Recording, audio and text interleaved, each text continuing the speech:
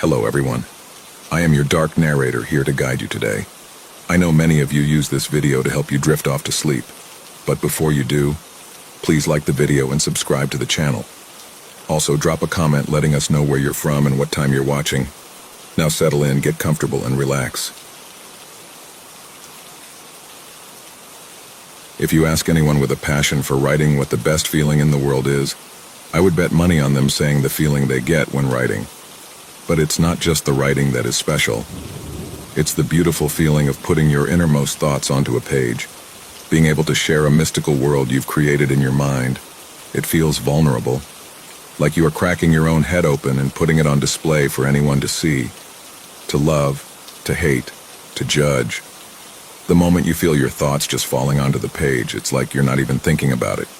It just somehow falls in place and makes a coherent story that you've put everything into. It's unlike any drug or any other high. The feeling of ideas flowing, creativity. That is everything to a writer. So what is the worst feeling in the world for a writer then? I bet that isn't a hard question for anyone. Writer's block. Few things feel worse when you are a writer. What do you think happens when a writer gets writer's block? It's the complete opposite feeling. Not having any ideas in your head to escape to throughout the day can feel like hell. It's like the drug has been taken from you, but you can just get more by buying some. It's not like running to the store to grab a six-pack of beer. That dopamine is blocked until you have a new fresh idea. Your own flesh and bone stopping you from pleasure. That's not even taking into account the pressure from others to write and get something out that will do well. All that being said, I am here to talk to you all about what happens when a writer is desperate for an idea and the lengths they will go to for an idea. My good friend Thomas went missing last week. He was a writer who found a way around his writer's block through very unconditional methods that led to his disappearance. To do this whole situation justice, I need to go back. Way back to when I met Thomas. The two of us met in our junior year of college in a writing class. We were both put in a writing group with 3 other people. We both had an amazing time with the class and the writing group. I always knew the reason I enjoyed it so much was because of Thomas. After we finished the class, the two of us continued to meet up and help each other out with our writing projects or bounce ideas off of one another. Even on days we just wanted to hang out and play video games or something, it would always end up with us talking about our writing projects. Short stories, screenplays, books, all of it. Thomas felt like an absolute machine when it came to stories. For the most part, I felt like I could keep up with him, but the guy always had some new idea to tell me about. I've never met someone who has my style of writing like him. We both liked writing in many different styles. I don't think I have a favorite genre, but without a doubt, Thomas liked writing horror the most. I think people make a lot of assumptions when someone writes horror, especially if they are a good horror writer. They must be really messed up in the head to come up with such terrifying ideas. A murderer, a psychopath, a deeply disturbed individual. The truth is, that couldn't be farther from who Thomas was. One of the kindest, gentlest people you'd ever meet. I remember when he started to act strange. We were at a house party with maybe 15 old friends from college. I saw Thomas being quiet in the corner. Now, to the average person, this probably looked like normal behavior for him. He wasn't a big party person. Whenever I did convince him to come to one with my extroverted ass, he would prefer to just observe everyone else and I would do all the talking for him. He said that watching people in conversation helped him with his writing. That being said, I could tell he was off. He was looking down and just seemed empty. After knowing him for so long, I swore I could tell when he was in his own imaginary world. I could see the gears turning in his head and I'd get so excited to hear all about his new idea later. I should have gone up to him at that moment. Instead, I just stood at the beer pong table like a damn idiot. There were so many moments when I could have gone over to him to talk, but I didn't. Thomas has never been one to talk about feelings, but that doesn't excuse me from not wanting to try. I'm not a guy big on feelings either, but I don't try and actively avoid it. The mix of loud music, alcohol, and pretty girls definitely made it hard for me to talk to my buddy about how he felt. That night ended with him giving me and a few other guys a ride home. He was normally our DD for nights like this. He always said he didn't want a clouded up head just in case he got an idea. Some might say a shot or two would only help, but not Thomas. He wasn't a religious guy, he just always wanted to be ready for an idea. It was his whole life, always escaping into his own little world of make-believe and fantasy. It was always more fun to him than the real world. I sometimes felt like the only reason he wanted to be my friend was because I helped give him ideas to escape into. Sure, sometimes we'd watch a football game or go to a party, but I don't know. I guess sometimes I felt used. I would push off those thoughts when they pierced my brain because I didn't know if I was using him too. Would I even be his friend if he wasn't a good writer? I guess we pick our friends for a reason, right? Similar hobbies or interests. Maybe we did use each other for our own personal gain, but is it all that bad if we are both doing it? Sorry, I went on a bit of a side tangent there. I'm still processing so much. Anyway, back to that night after the party. I was the last person he needed to drop off that night. As he pulled up to my house, he said goodbye, but I got the courage to ask him if he was okay. "Hey man, you good?" "Yeah, just tired," he murmured without looking up. "Okay, well, are we still good to meet up tomorrow for lunch?" I asked, accepting that to perk him up. "Oh, about that, I think I'm actually busy tomorrow, sorry." "What do you mean busy? It's Saturday. What else could you possibly want to do other than talk about our projects?" "You know I have other things I need to do sometimes, right?" He responded with annoyance. "Damn dude, chill, I'm just trying to help. We can just skip this week's meeting, okay?" I said, trying to make eye contact. "Yeah, fine," he whispered while facing his body farther from mine. I got out of the car and he raced off. As I got into my room, I felt so annoyed. It felt like he blew me off. I had projects that needed to be worked on. I needed his help and input on things. I knew if it was the other way around, he'd be pissed off. As the morning came along, I started to cool down. If he needed space, I should give it to him. Maybe I needed a break too. The week went by without me hearing from him. It wasn't that out of the ordinary to go a week without hearing from him, but after the way he was acting, I was definitely anxious to see him again. We typically hung out on Saturday afternoon, so I texted him on Friday to make sure we were still good to meet up. He gave me a few excuses for why he couldn't meet, but I convinced him. As we met up at our normal place, I saw him walk in as I sat at the table. I've never seen him so lifeless.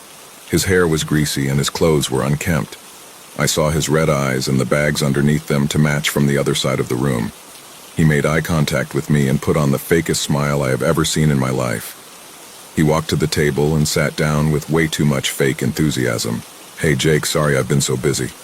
I want to hear the progress you've made and what new stuff you have going on," Thomas stated with inauthentic cheer.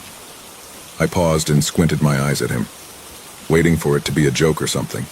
Normally I have to fight him to talk about myself, but now he is telling me to go first. No worries. You needed some space. I can respect that.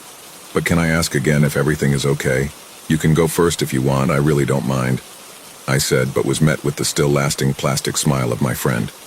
"Please, you go," Thomas said through his teeth while his smile was starting to break and the tone of voice was flat. I didn't want to keep pushing him. Him sitting and listening to me talk was way better than him storming out because he didn't want to talk first. I started to tell him what I was working on and showed him some mock-ups I had. I must have talked for an hour straight without interruptions. That was unheard of from him. We would always bounce back and forth, sometimes interrupting each other with ideas. It never felt rude. It's just how we talked. In the hour of my talking, I left so many spaces for him to resound to me or give input. The conversation was so bare and boring, like an awkward first date where I'm doing all the talking. For the first time in our whole friendship, I ran out of things to say. "All right, I appreciate you giving me space to talk, but I'd love to hear what you have going on," I said with hope, but was only met with glossy eyes looking back at mine. He sat frozen looking at me, looking like he was going to talk, but sat for a good minute before responding to me. "Well, this was nice. Thanks for meeting up with me. I think I should get going," he said while pushing himself back in his chair to stand up. "Thomas, please stay and tell me what is going on, please," I begged him while he fought the urge to leave that restaurant. Without making eye contact, he slowly sat back down. We sat in silence as I waited for him to speak up. I was only met with brief glimpses that held embarrassment and shame. I started to get even more worried, but he finally spoke up. "Okay, fine, I'll talk, but please don't tell anyone else what I'm about to tell you," Thomas managed to say to me while looking at his shoes. I was prepared for him to tell me he killed someone with the way he was talking and acting. I dug my fingernails into the side of my thigh to prepare myself to not react to whatever wild thing was about to come out of his mouth. I have writer's block," he whispered with guilt. "Wait, what? Writer's block? You scared me," I said with relief. "Seriously? I thought of all the people you would get it. he said with frustration finally meeting my eye line. No, that's not what I meant. I was just trying to say, I replied as I got interrupted. This isn't just a case of writer's block. This is something so much worse. I have nothing. Nada. That isn't me. I have no place in my mind to escape, no ongoing stories I can add to during the day. When I sit down at my desk every night to write, I just stare at the screen, mindless. Sometimes sure I feel stuck or a little lost. Maybe I need some time to map a storyline out. But do you know what I do when that happens? I move on to another story, or work on a character, or I don't know. I work on something, but I have nothing. Nothing at all. My mind is blank. No ideas. He sat for a moment thinking. I gave him the space that he needed until he gathered his thoughts. I am nothing if I don't have my ability to create, he admitted with a deep breath. Listen, this will pass, I promise. Every single writer loses inspiration at some point. You will find a spark again. You just need to push through it.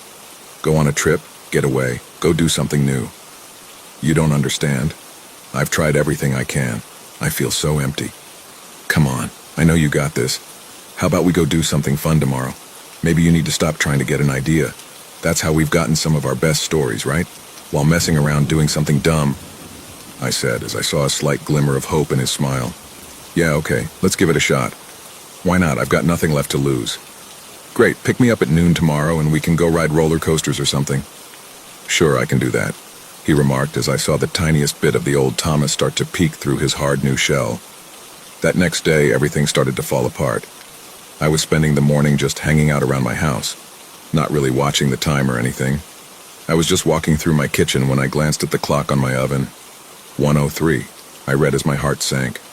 I looked at my phone praying that I had a notification from him saying he was going to be late, but I was met with an even worse message. On my way over, sent at 11:45.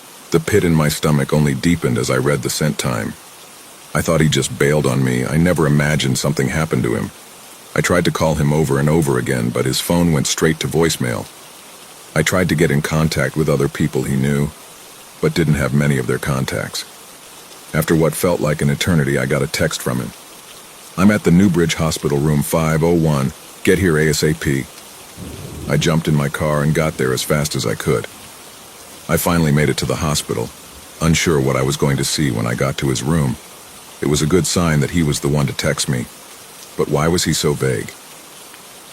The room I entered was filled with the sound of a loud, clicking keyboard and a focused Thomas.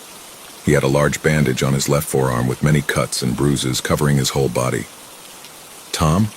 Oh my gosh, what happened? I said in shock, but was only met with a bright, glowing smile from my very happy friend. The best thing ever, that's what happened, he replied, giddy as a little kid. What are you talking about? Did you crash your car on your way over? How badly are you hurt? Stop. None of that matters. I'm fine. What really matters is that I got a story idea. That's what I'm typing up now. Oh man, I feel so alive right now, he proclaimed as he passionately typed on his laptop. What? That's awesome. How did you get an idea yesterday? I asked as I got closer to my friend in his hospital bed. He suddenly stopped and took his eyes off his computer screen for the first time since I entered the room. I flipped my car, Thomas said while folding his laptop screen to see me better. You flipped it? Oh my gosh, are you okay? Yes, I'm fine, but I don't think you understand. I got my idea when I flipped my car. Well, is your story about a car accident or something? I said while leaning in. No, that's the thing. It has nothing to do with a car. I don't know if I can't even explain it. My tire popped out of nowhere. My car did a complete barrel roll. I was in midair for maybe 5 seconds at most. You know how some people say their whole life flashes before their eyes when they think they're about to die? That kind of happened, but it was different for me. Those 5 seconds felt like hours. I remember accepting the fact that I was going to die. I felt it in my bones. I gripped down on my steering wheel and closed my eyes. I thought I was going to see death, but I didn't. I saw a complete storyline, a beginning, middle, and end. I saw characters, plot lines, twists and turns, a whole beautiful story. I don't know how to explain it, but when I thought I was going to die, it cured my writer's block. I can't believe that's what it took. That's great, man. I'm glad some good came out of it. I smiled. No, it isn't just some good. This is huge. I feel better. I saw something strange in him at that moment. He looked terrible. Sure, he could have looked way worse considering he flipped his freaking car, but it was shocking to see all those cuts. Yet he had such a fire behind his eyes. At what first seemed like a good passion started to feel like an obsession, like Gollum holding the one true ring. I didn't end up staying long as some family showed up soon after me. I didn't want to overstay my welcome. Fortunately, he wasn't in the hospital for long. I met up with him in person just a couple days later because he seemed excited to talk about new projects. I was really hoping when I saw him face to face that scary look in his eye would be gone. But I was sorely mistaken. I saw him and was met with not only a crazed look in his eye, but more cuts and berries. He slammed down a binder and several notebooks onto the table in front of us. He didn't even look me in the eye or ask me how I was. He immediately started to run through his ideas and talk a million miles an hour. I interrupted him just minutes after he started. "Thomas," I said as I was met with a glare for interrupting. "Slow down. Have you slept since you got in that car accident?" He blinked at me slowly and glanced around as if he was just coming out of a coma. "No, I haven't slept much really. But now that I have ideas, I can't sleep. I don't want to lose them. I can't go back to not having ideas. I'm nothing without them." "Stop saying that." We stared at each other blankly for what felt like forever. "Can you tell me how you got more injuries?" I said as he broke eye contact and tried to go back to his piles of papers on the table. "Hey, answer me. I'm worried about you. Please talk to me." He looked around timidly, then started to whisper. "Okay, I'll talk. After I crashed my car, I got that amazing idea. I got my first drift down in record time. It was coming together great. But I fell into a depression again after I finished it. I was hoping my writer's block curse was broken. I thought ideas would just start to magically come out of my head. However, that wasn't the case. The accident helped me come up with just that one idea. Then nothing. But then I realized, if a near-death experience gave me an idea, what if I just almost died again and, well, it worked. I went for a swim in the ocean yesterday to clear my head and got caught in a terrible current. I gave up and started to drown when a surfer grabbed me out of the water. As I started to struggle in the water, pictures started coming into my head. Fully formed stories. I felt like I was dying, but I didn't care. Something happens to me when I think I'm going to die. Okay, maybe you are overthinking this. What if we tried bungee jumping or something a little bit more controlled? No, I tried that. I have to fully give in to death. I can't be scared. I can't do something that makes my stomach drop. I have to think I'm about to die. Maybe it's my brain's last-ditch effort to try and keep me alive. My brain knows the thing to keep me most motivated to stay alive would be to give me a story idea that I just have to write down. Little does it know it could be the thing that ultimately kills me in the end, he said with a chuckle as he sipped his coffee. "Thomas, don't say that. This will not be how you die. I won't let you just kill yourself." "Fine, then you tell me how on earth am I supposed to stop doing this? I found a surefire way to come up with amazing ideas and I'm supposed to just stop. I'm sure I can find a controlled way to almost die. And even if I don't, I will die doing what I love most. I cannot believe you are just accepting this as your fate. It is selfish of you to be okay with just dying one day. Think of how me and your family will feel without you. You have to think of more than just yourself here. Please," I begged my friend. "Jake, I have no plans to die. I will be fine. I'm not going to just throw myself around every day trying to kill myself." "Fine, just please try and be as safe as you can be. I mean, as safe as someone purposely trying to die can be," I said with disbelief at what just came out of my mouth. I walked away from that conversation confused and worried. My friend seemed truly happy for the first time in so long, but I couldn't rest easy knowing at any minute he could be dying somewhere. I always felt like I needed to go to his house or call him just to make sure he wasn't in the middle of trying to escape death. Every time I saw him, he had the best ideas he's ever had. He was also having great success with the things he was coming up with. He was making money from posting stories online and even got a book deal. I saw my friend beaming with joy. It was so hard to be happy for him. His happiness was always in the frame of his injured body. A new cast or bandage appears weekly. One day he barely had his voice left. I saw a mark around his neck where a noose had been. The man escaped a self-induced hanging, all for a short story about a magical car that people disappear into or something. My friend was fading, and he was fading fast. He was a victim to himself, addicted to almost dying and the high of ideas that came from it.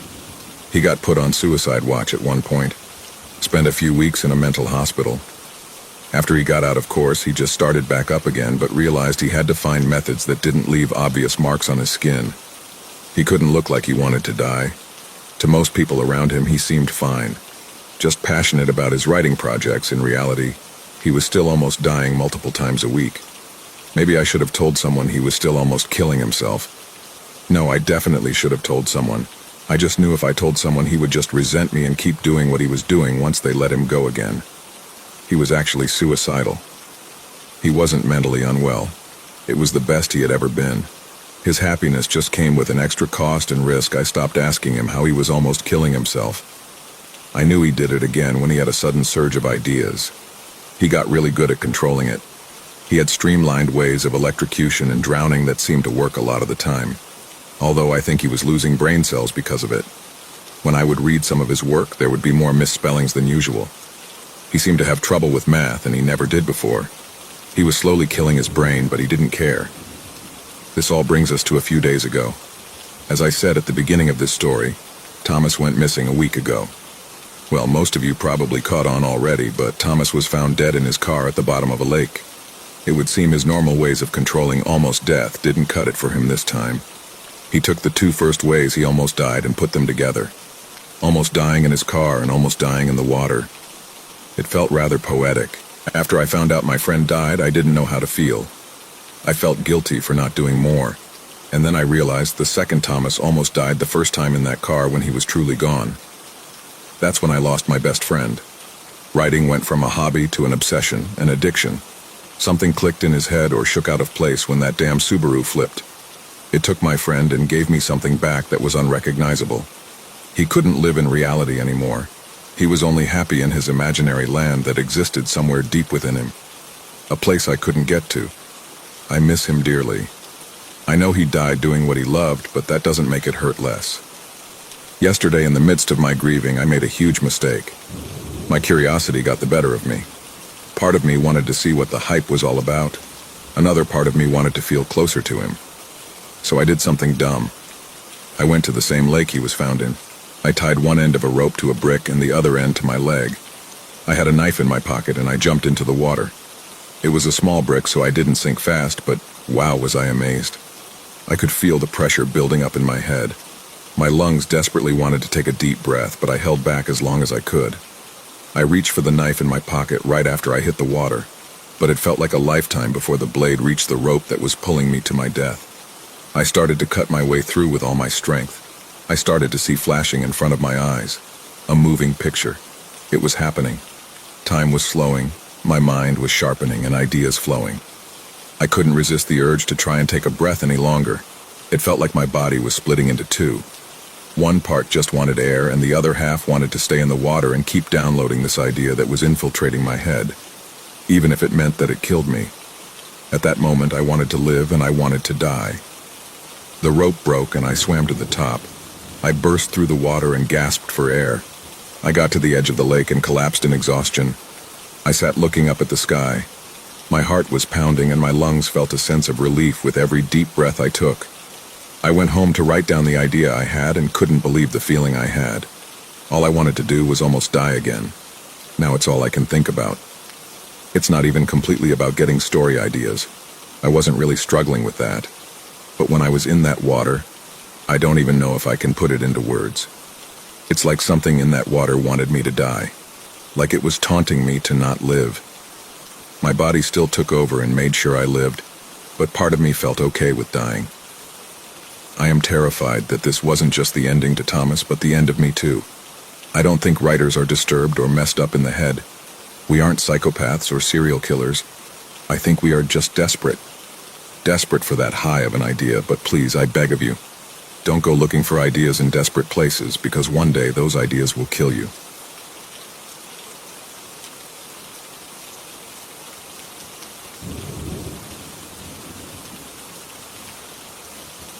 My grandmother told my father of a story that she experienced when she was a child, who later passed the story down to me when I was a kid.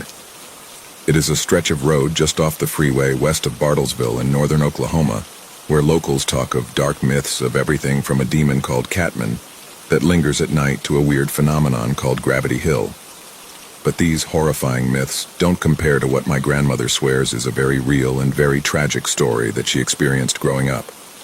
My grandmother was around 8 or 9 years old during the 1950s, when one day her and her 3 friends left the house to go explore and play in the woodlands in Ochalata, OK, which was about a 10-minute drive to a hidden stretch of dirt road at the time called Gap Road. Probably no more than a couple of miles, this piece of road has had an extremely haunting past.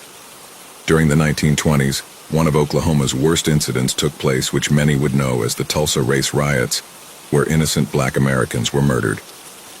These riots spilled over into the neighboring town of Bartlesville, where many victims were kidnapped and taken to a large ominous tree just off the bend of the main freeway where they were lynched. The official death count my grandmother told my dad was around 16, but she said it could have been as high as 40. While they were playing, they'd worked their way up along the road, all the while blissfully unaware that the road would take them to the site of the massacre. They stopped at the tree where it took place because it stood out from all the others. It was in the middle of the summer, yet there wasn't a single leaf on it. It loomed ominously taller than the other trees and gave off a very negative vibe. One of my grandmother's friends then spotted what looked like a sharpened stick, as if someone had tossed it up towards the tree and it got caught between the branches. He climbed up and tossed it down, and the 4 looked it over before coming to the conclusion that it was probably used to poke the victims as they were strangled to death to see if they were still alive. And when they all died, they tossed it up into the tree only for it to be discovered by them. They made jokes about it, either out of racism or to make light of a dark situation. My grandmother would never tell me which is which when I asked her as a grown man, other than her not wanting to think about it. However, she did tell me one thing led to another, and they all suggested she take it home with her. She agreed, maybe to appear cool in front of her friends. She took it back with her later that night and sat it in her bedroom and went about business as usual until it was time to go to bed. That was when she said the real horror started. She awoke almost past 11 p.m. when she heard the sounds of knocking on her window that came at quick succession 3 times. Tunk, tunk, tunk. She'd pulled the sheets up over her head because she was afraid to look out the window. She peeked lightly just to see the spear where she'd left it leaning against the corner by her bedroom door when she pulled the covers back over. Tunk, tunk, tunk. The knock slightly louder than the last. She got the courage to lower the blanket past her eyes, only to feel her skin grow pale and a pit in her stomach formed. She swore to me, a woman now in her mid to late 70s, that the spear went from leaning against the corner of the room to being on the floor next to her bed with the sharpened end pointing at the window. She didn't even know it moved. Almost as if it had floated when she wasn't looking was how she described it. That whole night she told me that the sounds on the window continued, and periodically the spear would end up somewhere else in her bedroom, and she blamed herself feeling cold mainly on her being very scared. But I wondered later if the haunted and tormented souls were attached to that spear that were still suffering decades later. When the morning came, she told me she didn't wait to get breakfast and raced into town as quick as she could to a payphone in town, where she'd call her friends frantically to come to her house and get the spear.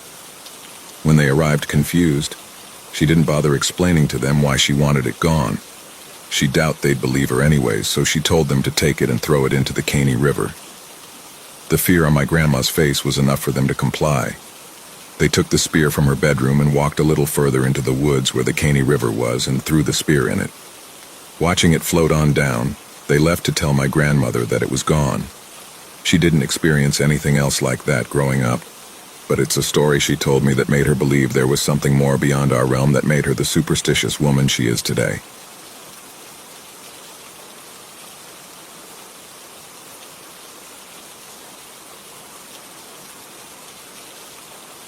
I remember the first time it happened. It's odd coming out of the swirl of sleep and feeling so completely not yourself. I think for a few minutes I just laid there with my eyes closed. I felt heavy and my gut was all blocked up in a way it never had been before. This isn't my ceiling. Had I been picked up and moved somewhere else? Even the sun felt wrong. Glaring at me from the east-facing window out of which I could see the cookie-cutter suburbia not too different from my own home, at least superficially. But everything was rearranged. The grass seemed a different shade. And the road curved all wrong. It was all wrong, all of it. It wasn't that I didn't fit my surroundings. I did. It was clearly my home. The bed I lay in had been slept in so much it had taken in my shape, or at least whoever I was shape. I looked down. I had breasts, which I had never had before. Heavy breasts that sagged and were spotted with age. I was wearing very little, she was wearing very little, just a bra and panties. It didn't turn me on or anything. I don't think it would have had I been beautiful and young and curvy. I felt so female all of a sudden, so old, so revolted by my own body. Am I dreaming? No. Never in any dream had I wondered if I were dreaming. And everything was too tangible, too solid. I got up and made my way to the master bathroom. I stared horrified into that mirror, seeing the ghastly black raisin eyes looking despondently back. My flesh was crawling like 1,000 millipedes were having an orgy under my liver spots and wrinkles. I think in the moment, I understood the plight of those who were born with the wrong gender configuration, those who had definite male souls under the weight of a female body, or vice versa. For me, there was a sense of deep wrongness, a dissonance between the reality of being in this old gray meat sack I so clearly was in, and yet being aware of the distinct and different outline of my soul. I had quite gotten used to being young and, believe me, quite good looking.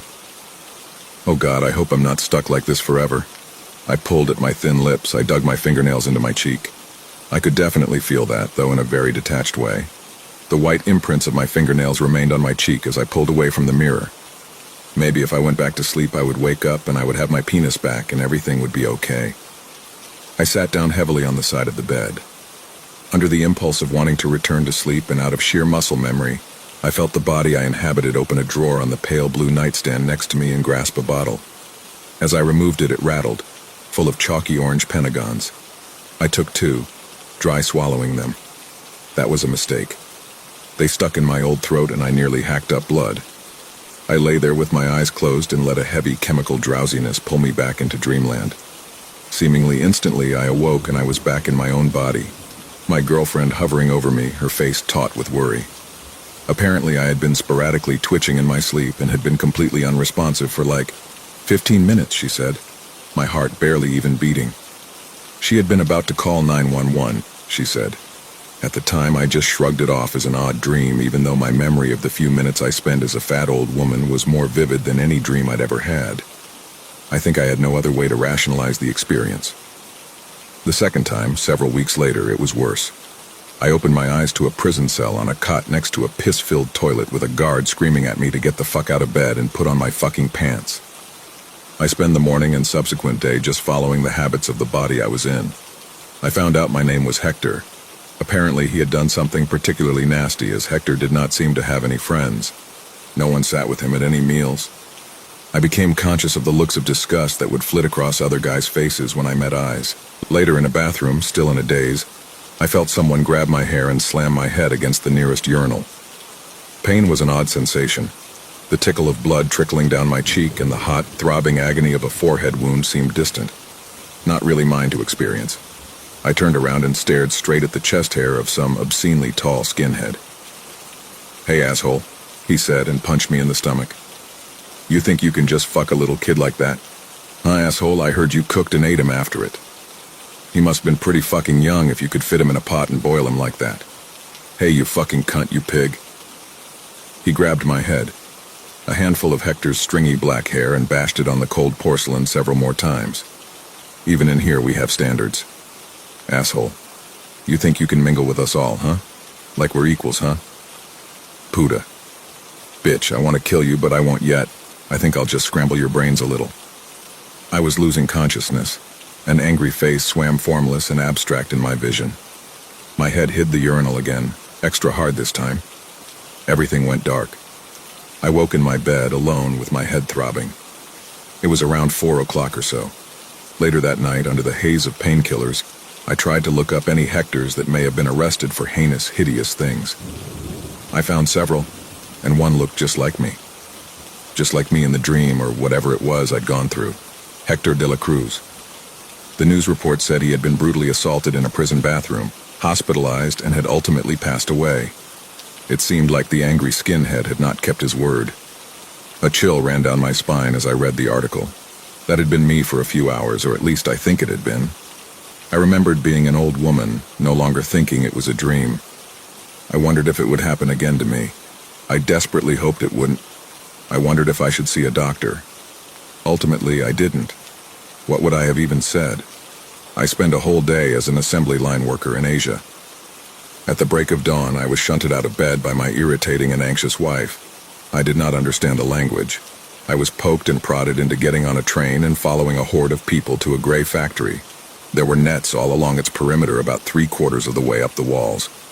I wondered if they were there to stop people from jumping off the roof. I tried to hide and curl into a ball because I didn't know where to go or what to do. I was quickly found out and dragged to my feet by a man with a white-collared shirt and a greasy comb-over. I was told quite a few things in what could have been Mandarin or Taiwanese or Vietnamese or Korean. I wondered if I had hurt the social standing of the man whose body I was inhabiting. Eventually, I was made to understood that all I had to do was put this metal cylinder into this tube and press this rubber ring into it to make a seal, which is what I did until long past nightfall. Until an electronic bell rang out and everyone cleared out and swept me out in a matter of minutes. I ended up collapsing on the side of the road, and what happened to the poor factory worker, I don't know. That was when it began in earnest. My little adventures, or excursions. I went so many odd and mundane places, taking over so many people's lives for a day. It often ended so poorly, too. I got hit by a man on a red motorcycle once while I was crossing the road. At the time, I was inhabiting a little third grader. I survived the initial impact mostly because the man had tried to swerve, though I lay bleeding from a deep stomach wound. I remember looking up at the grisly trail of gore that led up to the man intimately meshed and mangled together with the remains of his red motorcycle. The handlebars had pierced his chest and poked out the back of his bloody shirt, and his legs were all twisted up in the wheels. It's not something one forgets so easily. In my body and my little life, I was not doing so well. I was miserable being myself, my grades were slipping, and my girlfriend had refused to sleep in the same bed as me after the first time. Apparently, I had traumatized her. It was too creepy. She said how I'd lay with my eyes rolling around and around in their sockets, convulsing slightly. Unresponsive, nearly comatose, she said. We broke up pretty soon after as I was becoming increasingly erratic, prone to sleeping all day and never calling or texting her. That's the worst part. My memories. Forgetting who even was me. Being taken over by so many different strangers. Taking over so many bodies. I lose track of who I had been, when, and what I had been doing in what body. They all jumble together now in my head. As I pass from person to person, I wish I could forget, but that seems to be all I am now. Memories, even as I forget the details of my childhood. The face of my mother and father. I think I inhabit my original body less and less. And when I do, I don't remember it as me. I'm just another face in the blur of faces. I don't mind it so much, I suppose. I never was anyone in the first place. Just another person in a sea of people. These lives I take over, often ruin. I know they're real now, or at least as real as a thing can be. As real as the words I'm writing on an old typewriter I found in my dusty basement. I'm old now and have breasts again, though not nearly so large as the first time around. It's not so bad being a woman. I even experienced a period once. It wasn't so bad. I find myself nodding off slightly. I think I'll fall asleep soon.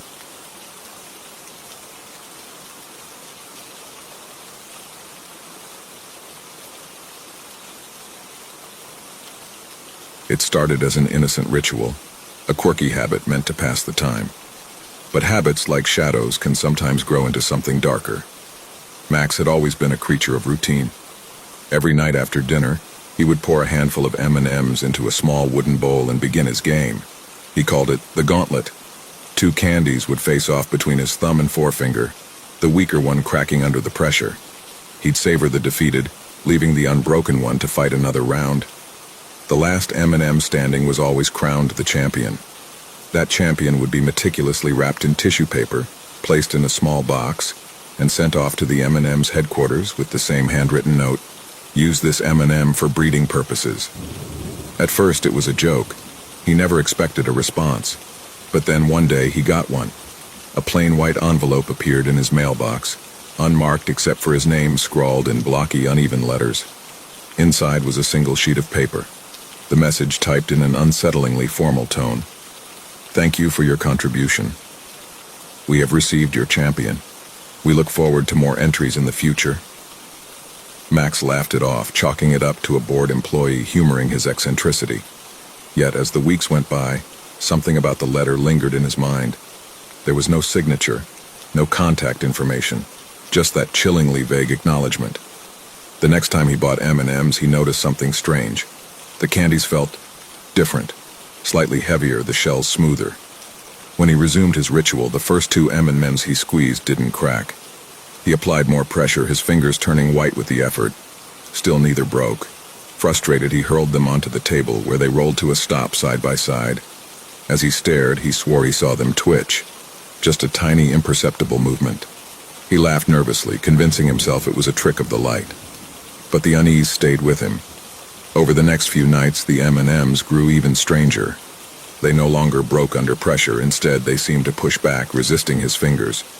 One night, as he held two between his thumb and forefinger, he felt a sharp pain, a tiny piercing jab.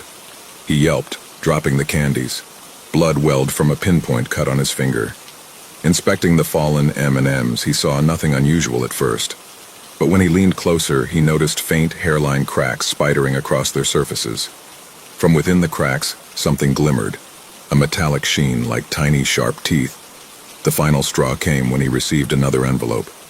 This time, it wasn't typed. The note was scrawled in an erratic, almost frantic hand. "Stop, they're learning." Max stared at the note, his heart pounding. He tore open the pantry door, dumping the remaining M&Ms onto the counter. They lay there, motionless, innocuous in their bright candy shells. He grabbed a hammer from the garage and smashed one with all his might. The shell cracked, revealing not chocolate, but a writhing black mass that oozed and pulsed like a living thing. Panicked, Max swept the candies into a bag and drove to the nearest dumpster, tossing them in. But even as he drove home, he couldn't shake the feeling that he was being watched. That night, he dreamed of tiny, skittering shapes with hard shells and sharp teeth, crawling out of the dumpster and making their way back to him. When he woke, his wooden bowl was back on the counter, filled to the brim with M&Ms.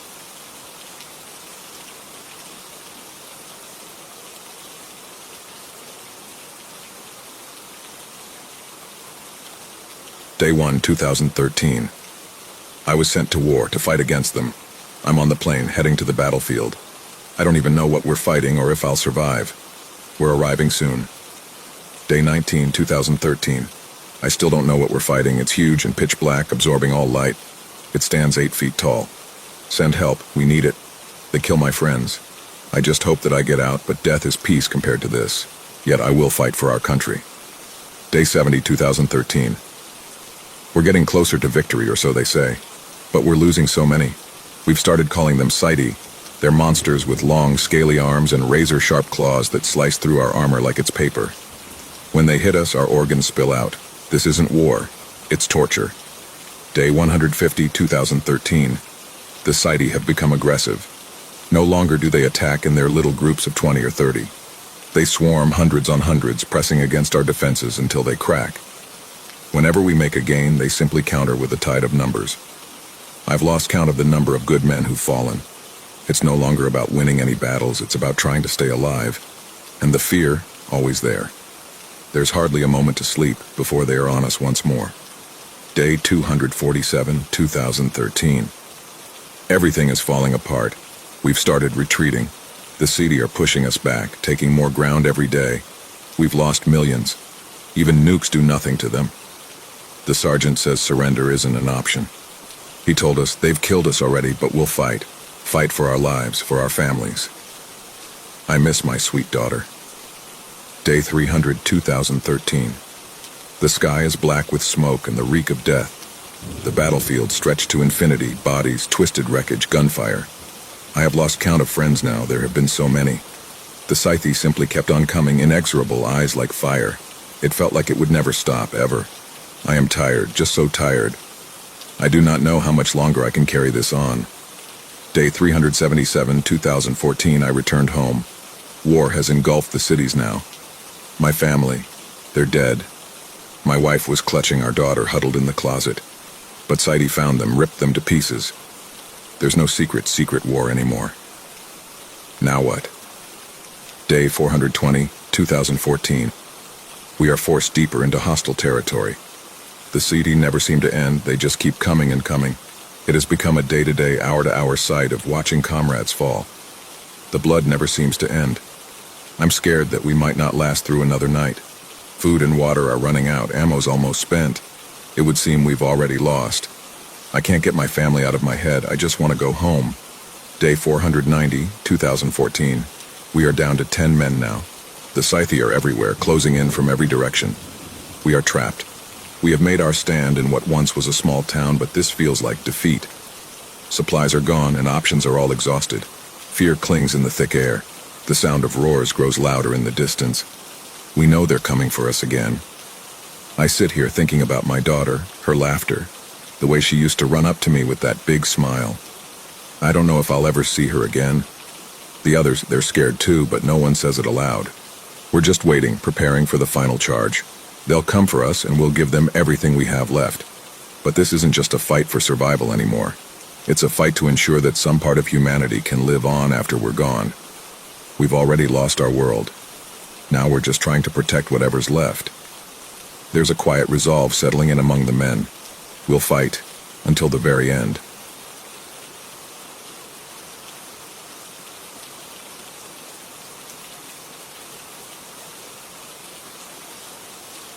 Last year, the clouds came. Humanity gazed upward as dense red formations accumulated above us. Immediately, people took it as a sign of the end times, but were quickly dismissed as the rain the clouds produced didn't have any distinguishing qualities. It was just rain. No blood fell from the sky, no acid, and no concoction turning us into horrible monsters from a 1980s horror flick. The rain seemed to be harmless, and the clouds were gone the next day. The news just echoed the reports that meteorologists and experts were stumped at what caused the clouds to appear or why they were colored in such an odd way. It turned into a meme for about a month, and everyone had all but forgotten them by the end of last summer. Around the end of the year, however, as all of the leaves started falling off the trees and plant life began to wither away for the winter, bright red spherical flowers, roughly the size of tennis balls, began sprouting where fields of grass and forests had been before. Everywhere you went, you could see these flowers bloom. Folks quickly started making the connection to the red clouds, and statements by world governments advised everyone to avoid the flowers as best they could, as more research was necessary before a conclusion could be made. Panic started to set in from the masses. Conspiracy theorists claimed this was planned by our governments and the flowers would produce spores that would make us more subservient. The religious claimed it was a sign of end times and to prepare for the second coming. Others claimed it was extraterrestrials taking their first step in terraforming our planet for their incoming invasion. Maybe they all had some sort of truth. Maybe they all couldn't be further from it. I still don't know. The media and our elected officials stayed quiet, which of course didn't help the ever-growing theories on the matter and the government's involvement. Around December, the flowers were blooming everywhere you looked. Entire countrysides were now painted red with the sprawling vines and buds of these flowers.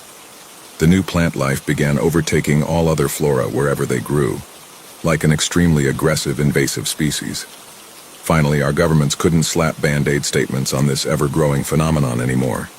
Task forces were dispatched and began burning operations to remove the flowers, but for every square mile burned, 10 more would just as quickly turn bright red with the flowers' bloom.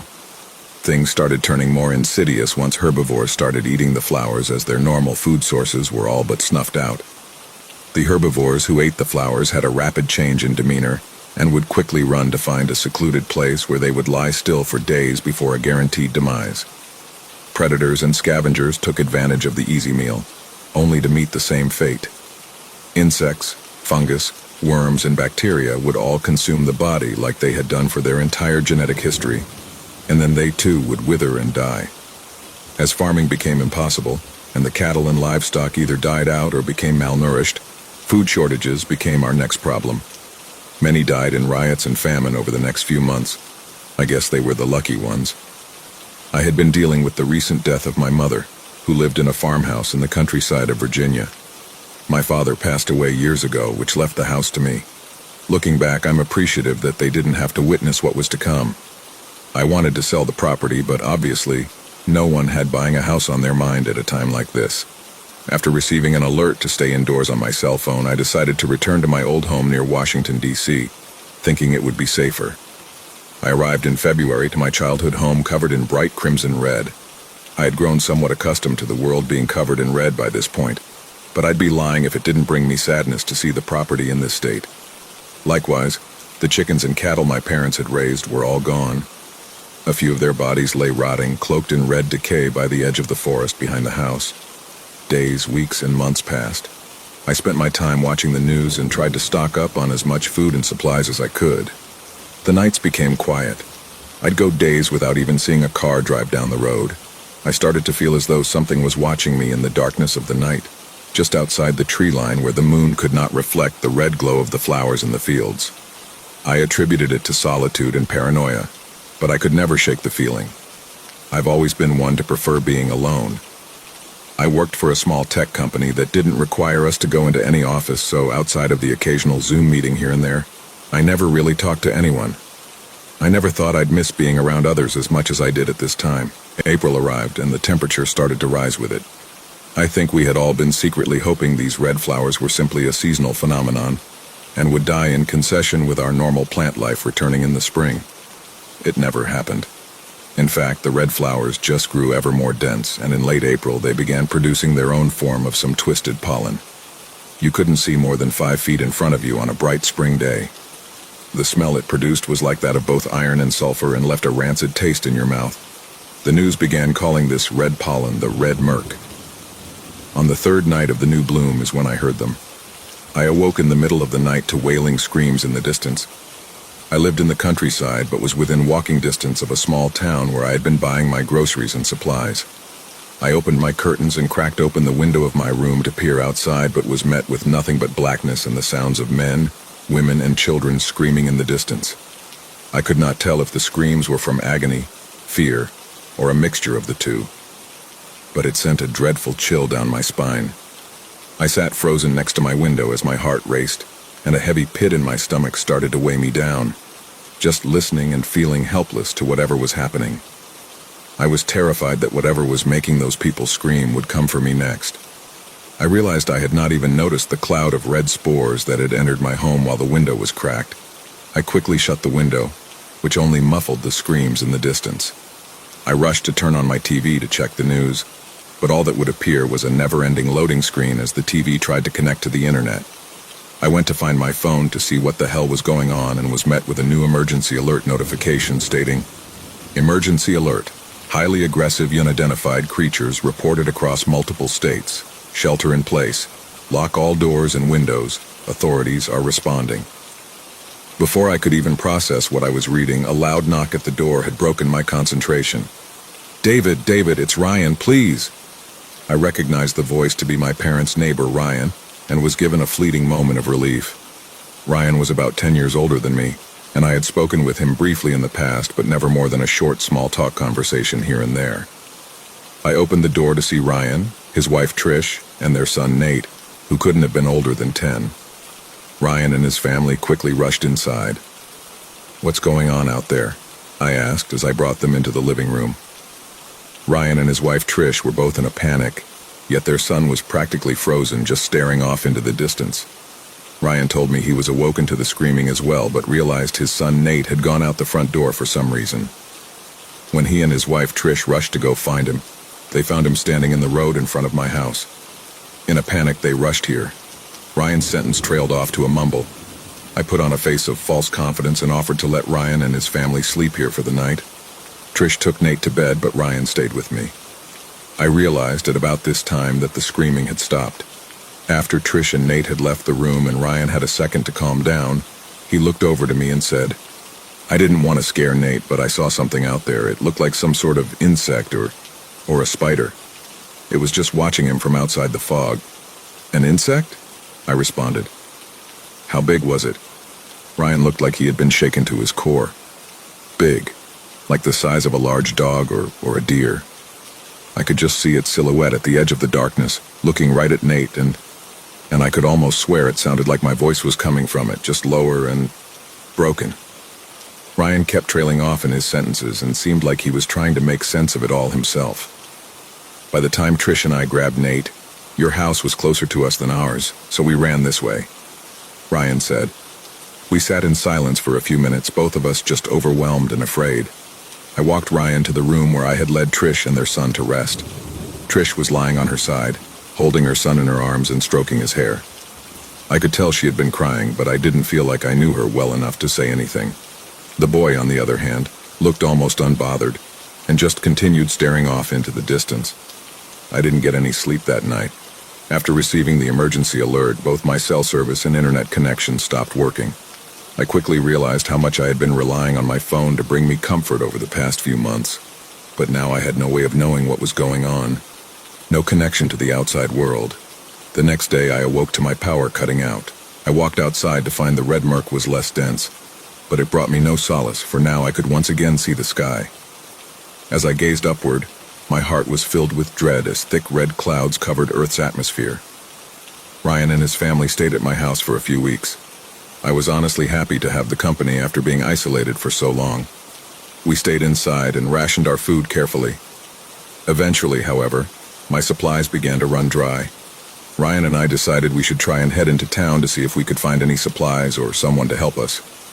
Trish objected and was able to convince Ryan to stay at the house. I left my front porch for the first time in months. Luckily, the red murk had cleared up enough that I could at least see where I was going. The walk into town was eerie, the silence so heavy it felt like a weight pressing down on me. I scanned the empty streets, hoping for any sign of life. A bird, a squirrel, even a distant voice. But there was nothing. Just the oppressive quiet and that unsettling feeling of being watched. A prickling awareness that something waited. Just beyond the red-stained fog. I was able to make my way into an old Walgreens that had been abandoned. It was at about this time I realized I should have done some research on what type of medicine would be useful in a scenario such as this. Then again, what research could I have done with no internet? Walgreens wasn't teeming with fresh, nutritious food, especially not any that hadn't completely rotted with red mold anyway. I grabbed as many items of food and medicine as I could before quickly heading out. As I walked out of town, the sound of my steps reverberated through the streets. Fear began to take hold of my body. It wasn't fear like I had ever really felt before. It was more primal than that, like I was experiencing for the first time what it was like to be on the bottom of the food chain. With no phone, no gun, no car, or no sort of human technology to keep me safe as it had humankind for thousands of years, I was completely alone. Whatever I felt watching me from just outside the red murk, I could feel that it was hungry. I don't know if it was simply paranoia or a sixth sense from an age where humans were at the same level of disadvantage, but I knew from the deepest part of my physical body that I was not safe. I began picking up the pace as I tried to get back home as quickly as possible. I can't be certain, but my eyes were darting back and forth as I ran towards silhouettes of something slowly stalking my path just outside the fog. As I ran down the road, I saw what looked like the silhouette of a person on my right who had not been there on my way in. Relieved to see another human, I slowed down and began to approach the person who I could now tell was sitting on their knees in an almost yoga-like position with their back turned toward me on the side of the road. "Hello?" I quivered. My words echoed in the fog like I was in a small cave. "Are you okay?" I asked as I kept my distance, but continued to walk around the person to see their face. As I walked around this person, I began to make out through the red murk a young man no older than 17. His mouth agape and his eyes bleeding from their sockets. All up and down the parts of his body I could see were red bulbs the size of golf balls. Some of them were broken like something had hatched out of them. I took only one step closer as morbid curiosity overcame my fear. The boy was silent but twitching every few seconds and made a guttural hiccup sound with each twitch. It was at about this time I noticed small creatures that looked like an uncanny mix of both crustacean and arachnid. They were roughly the size of quarters with long red legs and a round black abdomen. They all had misshapen pincers near the front of their body like a crab with some sort of deformity. They crawled up and down the boy's body and in and out of his nose and mouth. I could hear some of them moving under his clothes, and they emanated a short and faint clicking sound as they scurried around. Small pieces of his flesh were missing, as though they had been using his still-living carcass for both incubation and food. I could feel myself getting ready to vomit, but the feeling of needing to run home was stronger. The next few minutes were a blur of animalistic focus to get indoors as quickly as possible. It wasn't until I ran through my front door and an air of safety washed over me that I began to feel guilt. I left that poor boy to suffer an unimaginable fate, and I didn't even think to save him until I was safe and inside. As I quickly closed the door behind me and began considering the horror I just witnessed, I didn't even notice Ryan and Trish waiting in the foyer. I stood there shaking, staring at the ground. My mind was filled with thoughts, but I didn't say a word. still not noticing Ryan and Trish. "Hey, what happened? Are you okay?" asked Ryan. Just now realizing they were standing there, I jumped in fear. I dropped the supplies on the ground and walked to the upstairs bathroom where I began to vomit. I sat on the bathroom floor for the rest of the day. The image of that boy's broken face burned into my eyes. I didn't get much sleep after that, the feeling of both horror and guilt keeping me up into the late hours of the night. At this time of year in Virginia, the heat started to become unbearable, another painful reminder of our reliance on technology. We kept the windows closed for obvious reasons, which made the house a humid hellhole. I was always one to keep the AC at about 68 degrees or so sleeping at what felt like no lower than 89 degrees on top of the fear, paranoia, and guilt made meaningful rest nearly impossible. One night, as I lay in bed staring at the ceiling while the moonlight peered through my curtains, filling my room with an off-red glow, I was startled by the sound of a horrible scream coming from Ryan and Trish's room. I jumped out of bed and ran straight to where they had been sleeping. My heart sank as I opened the door and was greeted by the sight of Ryan holding a gun, pointing it in my general direction, with his family cowering behind him. Standing between Ryan's family and me was a creature shaped like some sort of stingray with long, flat, thin limbs that looked way too small for its large winged head. The creature stood about a foot taller than me and had a long pointed tail like a scorpion. The creature's head shook in what seemed to be some sort of intimidation display as its long pointed tail raised higher and higher, while vibrating back and forth pointing towards Ryan and his family. As the tail vibrated, I noticed it made almost the exact same noise as a rattlesnake. The next thing I knew, I heard a gunshot that made my ears ring. Growing up on a farm, I was no stranger to firearms and the sound they made when the trigger was pulled, but I was so focused on the strangeness of the creature, I wasn't expecting it. The creature didn't shriek like monsters do in the movies. It was high-pitched, sure, but it almost sounded more like an injured dog yelping in pain. The creature immediately fell to the ground, writhing in agony as it began to bleed its bright red blood all over the carpet, its sharp-pointed tail flailing everywhere. After a few seconds, it took its last breath and deflated dead on the floor. It was around this time I looked toward the window on the other side of the room, which had been left cracked open not even 2 inches. We made sure to leave the windows closed after that night. I was somewhat upset that Ryan brought a gun into my home without telling me. Granted, I was glad he had it at that moment, but I started to feel like my hospitality was being taken advantage of. On the other hand, the last thing I wanted was to be alone. After much thought, I decided to confront Ryan about the gun. He was sitting at my kitchen table reading an old book my dad kept around about the Korean War. "Hey, can I talk to you?" I asked somewhat hesitantly. "Yeah, sure, of course," Ryan responded, closing the book and setting it to the side of the table. "Look, I don't have a problem with you having a gun, but between that and the window being left open, I feel like we need to have a little more communication here." The volume of my voice trailed off. I was never good with confrontation, so this was exceedingly uncomfortable for me. "I know, I'm sorry, but just for me and my family's safety, I thought it was best. As for the window, I told Trish we couldn't open it, but I guess Nate got the idea at some point in the night, but I'm sorry." Ryan responded, "It's all right, I just wish that, like, you would have been a little more forward about it. I guess." I responded almost to a mumble near the end of my sentence. "Look, we can't thank you enough for all you've done for us. Letting us stay here together, going into town to get supplies, and going through what you saw. We are all so appreciative, but at the end of the day, all that matters to me is keeping my family safe. Not to mention, if anything, you should be thanking me, especially with what's out there." Ryan's tone abruptly shifted from apologetic to frustrated and almost downright angry as he spoke. I was almost hurt by his words. I understood what he was saying, but I now felt like an outsider in my own home, fending for myself as strangers shared my food, water, and shelter. I sat back in my chair and just nodded my head towards Ryan. We sat awkwardly in silence for a few minutes before Ryan got up to leave. As I sat at the table in my kitchen, I thought back to what Ryan said about Nate opening the window. What was he opening the window for? One would assume to let some air in, but I was brought back to memories of the night Ryan and his family arrived. I remember him saying he heard some sort of creature in the darkness calling from his very own voice. My mind wandered as I sat at the table, considering all of the horrible possibilities. As the weeks passed, we continued to hear more and more creatures just outside the house. They would moan and screech and scutter through the red foliage outside our walls. a terrifying reminder of how thin our layer of protection really was.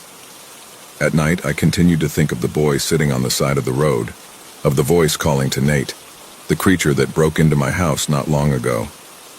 Are humans really this ill-equipped to survive without the use of any type of machines or technology?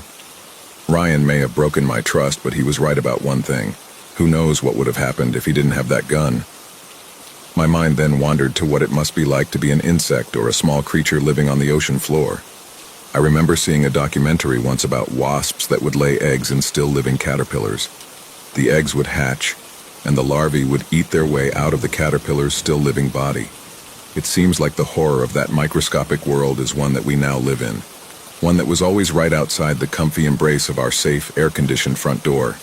My thoughts kept circling back to one singular question. What could have laid its eggs in that boy? As more time passed, all hope for being saved faded away. We had to begin being more strict with the rationing of our supplies. I refused to go back into town, especially alone. Trish and Ryan, of course, would not volunteer themselves. Some contention started arising between Ryan's family and I. I barely talked to Trish, and Ryan seemed weary of me, like he didn't trust me. Meanwhile, he continued to drink my water and feed his family with the food I had saved up. We never argued or anything like that, but it seems our air of trust had been broken ever since he shot that creature in his room. As I was scouring the pantry one night, looking for anything that could be consumed, just outside the wall, I could have sworn I heard Ryan's voice calling out. I was worried and confused because the other side of this wall led to my backyard, where the tree line that guards a forest sits about 30 yards from my back door. "Ryan?" I yelled. "Yeah, everything okay?" Ryan responded from what sounded like the living room. Nothing. Sorry. Thought I heard you say something." I responded, confused. A few minutes passed and Trish came rushing down the stairs. "Where's Nate?" she asked Ryan. "I thought he was with you." Ryan responded, scared of the next words to come out of her mouth. As I walked toward the stairs, I looked toward the back door, which had been left open, letting a cloud of red fog into the house. The three of us darted toward the back door, led by Trish. I grabbed my flashlight on the way out. The red murk was thin, but the moon was nowhere to be found, so we relied on the light of my flashlight as we looked for Nate in the backyard. As we called out to him, we heard what sounded like crying from the tree line. The sound was identical to Nate's voice. I pointed my flashlight at the area from which the sound was coming to see Nate with his hands over his eyes. He barely moved. Even though he was sobbing, his mouth didn't twitch or open or close at all. Trish ran straight for him without a second thought, followed by Ryan and then me. Trish ran to Nate, squatted down, and began trying to pick him up. I noticed she struggled for a second and seemed confused about why she couldn't lift the small boy. I raised the round light of my flashlight upwards a few inches as I realized the sound of crying was actually coming from further into the forest itself, and not where Nate was supposedly standing. Ryan, who was standing behind me, began moving towards them both. Just as Ryan let out a sigh of relief over finding Nate, the large abdomen of an insect-like creature no shorter than 30 feet long and 20 feet tall whipped forward. The bottom of its thorax had been pointed up to the sky until now, unnoticed by us as it was camouflaged to look like shrubs and small trees that had been colored a subtle red to match its environment. Two large pincers darted toward Trish from either side of the flashlight's round illumination and clamped her by the waist and right below her neck. The creature's legs, which I now realized were made to look like the bark of long, thin trees, began to slowly stand up. In a matter of seconds, I understood this creature had been there the entire time we had been outside, waiting for the perfect moment. As the creature rose, it pulled back its tail into the dark forest behind it. At that moment, I realized the tip of its tail had somehow either perfectly camouflaged itself to look exactly like Nate, or had used the child's corpse as a lure to get his mother out of the house. I moved my flashlight upward in disbelief as I stared, dumbfounded, at the behemoth. The sound of Nate's crying voice was still transmitting from the creature as it pulled Trish roughly 20 feet into the air and began to engorge itself on her body, starting at the side of her neck. Its head resembled a praying mantis, but its mandibles were wrong. They jutted out from its jaw like fleshy red tentacles, twitching unnervingly, pulling pieces of Trish's flesh into its mouth where smaller, more rigid mandibles did the chewing. Red blood started to drip down onto the ground as it rolled off the creature's clamped pincers, trapping her in place by her waist and upper body. I stood frozen in fear once again, as the woman who had lived in my home for months was eaten alive by this creature. Looking back, I think I was most disturbed by how innocently uncaring the creature looked. Although it was a horrible abomination, it harbored no ill will. It was simply consuming energy. Trish's family, life, hopes, and dreams, it all meant nothing to it. She was simply food. I think that somehow felt worse than something that hated or felt anger towards us, something that we as humans could understand. Its large oval eyes even darted around from side to side, independently of one another, as though it itself had to be on the lookout for predators while it ate. I stared in horror as Trish's lifeless body was torn apart one chunk at a time by the creature's maw. It all must have been about 8 seconds before my shock was broken by a blood-curdling scream finally let out by Ryan, but there was nothing here I could do. I snapped out of it and quickly ran to Ryan, grabbing him and attempting to drag him inside. My flashlight quickly jetted from side to side as I tried to grab him. In the illumination of my flashlight, I caught a short glimpse of dozens of eyes of varying sizes glowing from the reflection of the light at the cusp of the red murk, which had begun to grow thicker in the few short minutes we had been outside. The creatures sitting and staring from the red void would without a doubt make us their next meal if it weren't for the giant organism just a few feet from us, which was currently consuming Ryan's still living wife. I was able to drag Ryan inside as he angrily and mournfully sobbed into my shoulder. Once inside, he pushed me away and ran upstairs. I didn't chase him, yet another thing I now feel guilty about, but I had a new horrific image burned into my mind. Ryan returned with the gun he had used to kill the stingray-like creature. I understood at the time, but maybe I was too afraid to stop him. I knew what horrors awaited us out there, and like I did nothing. I sat on the floor thinking about the image of Trish being eaten by something none of us could even comprehend. Ryan swung open the back door and started firing into the tree line. It was pitch black outside, but I could hear the creature grumble and move as its large but slender legs broke down smaller trees and retreated, meal in hand, into the forest. Ryan fired around 5 or 6 shots, then slumped down to his knees, dropping the gun. I finally mustered the courage to stand up and try to calm Ryan once again and bring him inside. As I took my first step toward the back door, a long mucus-covered appendage struck Ryan in the back of the head, originating from somewhere above him and out of sight. He immediately slumped over, paralyzed, as the appendage still stuck to him pulled him upward. His frozen body faced toward me as his back folded over his legs, twisting his body. All he could move were his eyes, which locked with mine. The anger that overtook him all but a short few moments ago was gone. All I saw was fear and sadness in his eyes. Ryan was then pulled away from my view to God knows what sort of fate.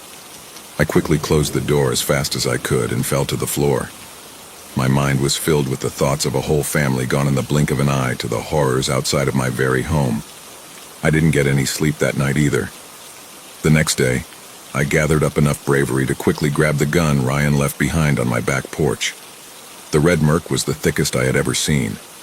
The gun was not but a few feet from my door, but I could barely find it between the overwhelming fear and the red fog that filled the outside air.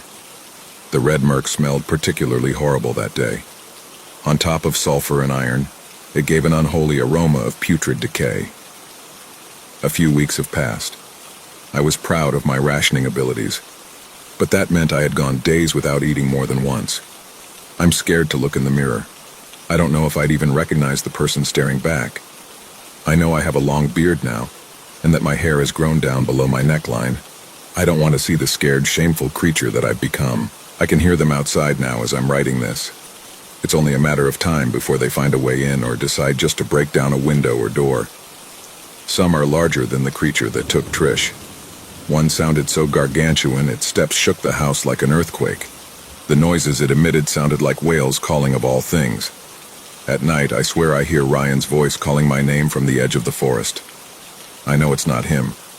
One day recently, I saw Ryan's split-open carcass about 20 yards from my back porch. His lifeless form wrapped in red decay near where the cows my parents once raised used to roam. I'm almost out of water now, so I guess this is it.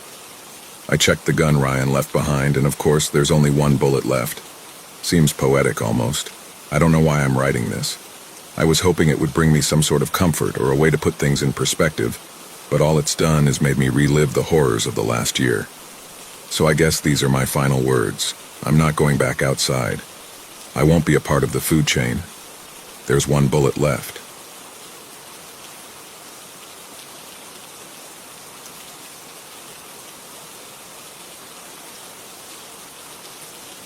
I am a security contractor for tree plantations in South Africa, and I have some stories that I think you might enjoy hearing about. For some background, I've been working in the security industry for about 15 years, with 9 of those spent working in and around plantations.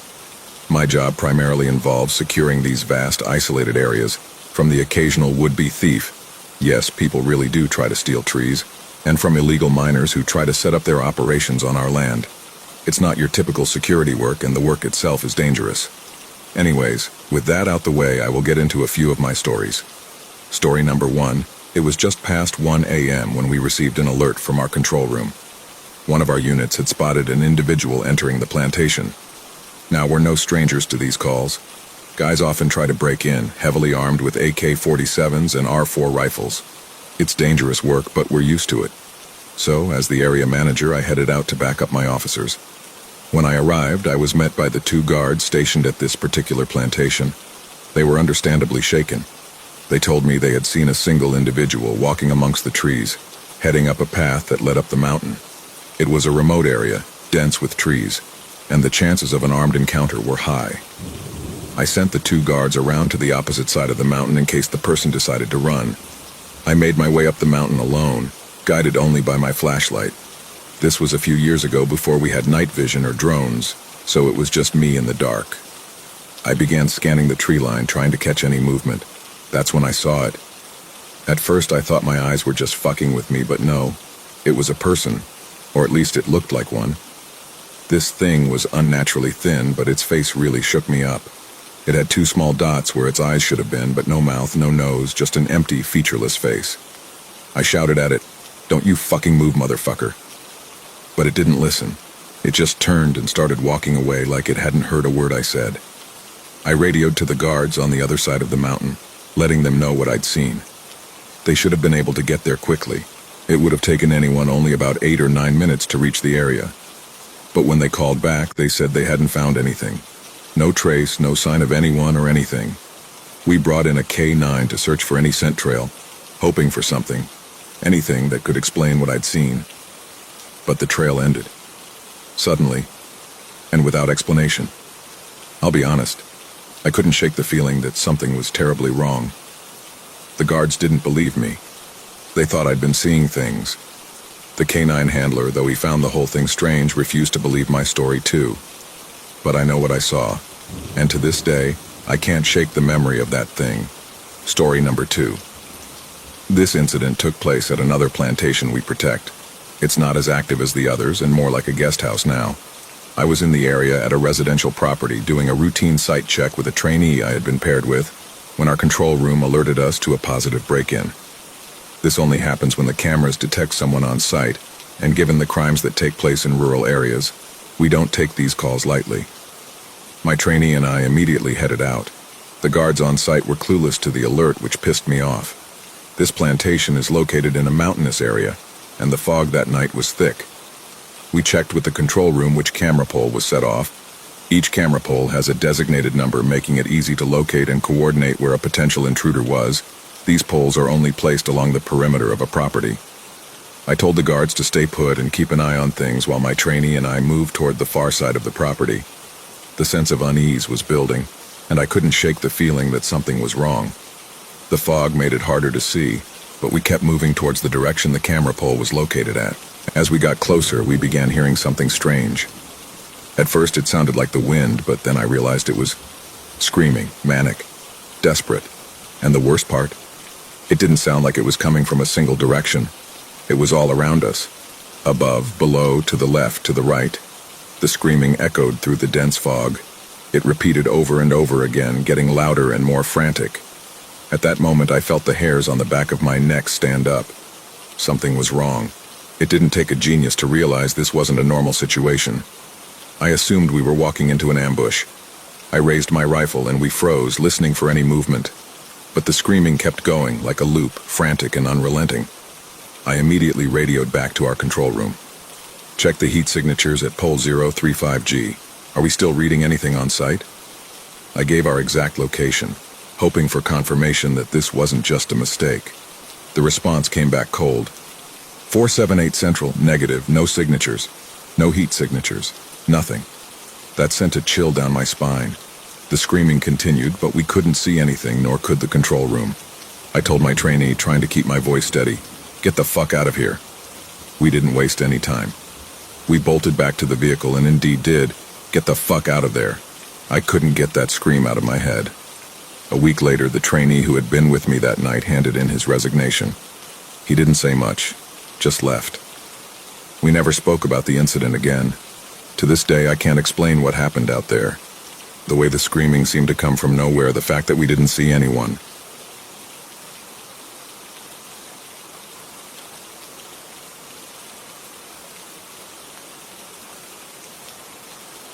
I'm Amanda Willis. I live in a small town in the northern part of Michigan in a small cabin in the woods. Living in the woods in a secluded area is tough and often leaves people feeling lonely. As a result, I decided to go to my local shelter and adopt a dog. I figured I lived in a secluded area with lots of land and forest for the dog to run around. I also worked mostly from home, giving me the free time needed to take care of a dog. At the local shelter, I noticed nothing odd. It was the normal barks and whimpers of dogs, wagging their tails excitedly to leave their kennels. I'll be honest, I always hated going to animal shelters. Seeing all the animals, some cowering, and some begging to be let out, always filled my heart with sorrow. I was sick of the loneliness, though, and to be completely honest, I am not the biggest people person. So a dog it was. I had always wanted a dog as a kid and loved every dog I was allowed to pet. My parents could never afford one, and I never got around to getting one as an adult. I was most interested in getting a larger dog, one who would enjoy running around my land and perhaps even go on long walks with me. Most of the dogs just didn't appeal to me until I came across a large, scrawny black and white mutt. I'm not the greatest with dog breeds, but I had guessed possibly border collie, greyhound, and perhaps a little bit of pit bull. The shelter labeled the dog as a border collie mix. The dog had a longer snout, blockier head, long thin legs, and a leaner build. He had half-pricked ears, one slightly floppier than the other. His eyes were an icy shade of blue, but one had brown mixed in. He was stunning. I knelt beside the cage and he wagged his tail and hesitantly got up and approached. His movements were off. It was like that of a creature not quite used to walking on four legs, like a human trying to walk on four legs. "Who's this guy?" I had asked the worker who had accompanied me into the kennel room. "Oh, him," she had said nervously. "He's a dog we recently took in, found by some stranger on the side of the street. No sign of a microchip and no one has taken him in, but..." The lady had trailed off, clearly uncertain whether to say something. "What about him?" I had asked. "He acts a little weird. Doesn't play with the other dogs. Heck, the other dogs seem scared of him. Whenever he approaches even the friendliest dogs we have at the shelter, he sends them running away, barking and snarling, hackles raised and trembling. He's been returned 5 times in the month we have had him, all without notice. The owners always return looking nervous and never give us a clear answer." The shelter worker stuttered out her reply. At that moment, I felt bad for the poor boy. It wasn't his fault, but I guess I should have heeded the warnings. I adopted him and took him home that day, and things got weirder each day. On the way home, I took him to the local pet store, a small family-owned business, on a leash. Every dog that came across him lunged and barked, cowering behind their owners. Every dog, no matter the breed or size. Even a guide dog I had frequently met when I went into town had lost it. That dog was the most stable ever, never barking or showing a speck of fear or aggression to anyone. It was odd, but I just figured it was nothing. Perhaps the normal. I had never owned a dog before, so I didn't question it. I had, jokingly at the time, named him Cujo after the rabid saint, Bernard in Pet Cemetery. Now I'm afraid that it isn't a joke anymore. The first odd behavior I noticed was the way he seemed to stare deep into nothingness. I had taken him to the vet, concerned about some brain problem, but there was nothing. He was, as the vet said, healthy as a horse. I awoke some nights to him on top of the bed, his icy blue eyes staring deep into my soul. His eyes some days were too human-looking. They weren't the normal eyes of a dog, even for the ones that have blue eyes. Everything went silent when we entered the woods together. Birds flew away, crickets stopped chirping, not a single snap of the twig in the distance, just complete dead silence. His eyes appeared to glow in the dark, a piercing blue through the dark of night. The experience that confirmed my theory was after a month of owning Cujo. The name had stuck. I awoke at night to a strange silence that had fallen across the house. I got up, my throat dry, to get a drink of water. The house was dead silent. Not even the house settling was heard.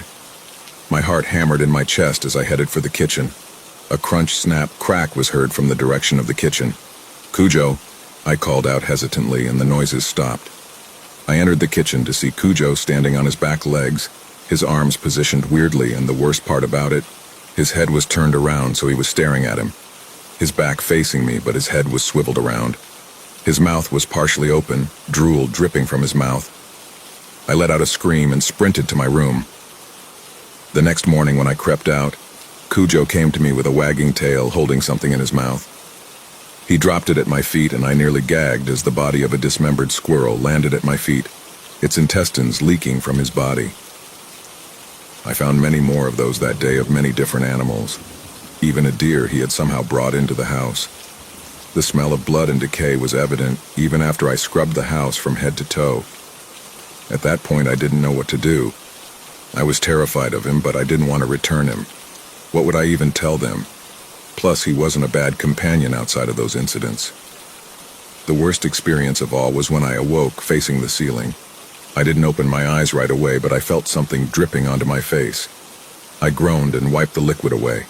I opened my eyes and let out a scream. Cujo was on the ceiling, his jaw stretched out so wide it looked to be dislocated. He was perched on the ceiling, his body twisted in ways that shouldn't have been possible. His eyes were glowing, not a faint glow, but a full-blown glow that illuminated the whole room. A light blue glow. His teeth were sharper and his nails were gnarled claws digging into the ceiling. Bits of plaster fell onto my face. I froze and couldn't move. I was so terrified I was frozen out of fear. The creature above came to change, its face fading from one of a dog's into one that is almost human. Its fur and flesh fell away, turning into the skin, hair sprouting from its head. The creature looked like me, except it was wrong. Some things weren't right. Its eyes were slightly too close, nails a little too sharp, and nose the wrong shape. To the blind eye, it was me, though. It took one of its bony arms and hit me as hard as he could. I awoke with chains connecting me to the wall. No matter how hard I tugged or shifted them, I couldn't figure out a way to unlock them. It was like the creature welded them to my legs. I could hardly even move. I'm typing this out on the last of my phone battery. No one is picking up my calls, and I'm afraid of what is to come. I came with a warning. There is someone out there pretending to be me. If you meet someone with long brown hair with green eyes that seem a little too close, claiming to be Amanda Willis, that is not me. I am locked in a basement, chains welded to my legs. I fear I may die down here, and that thing is going to take my place. I'm afraid it has already hurt people. If you adopt a dog from a local shelter and he displays any unusual behavior or appears wrong in any way, return the dog and get rid of it as soon as you can. That is not a dog.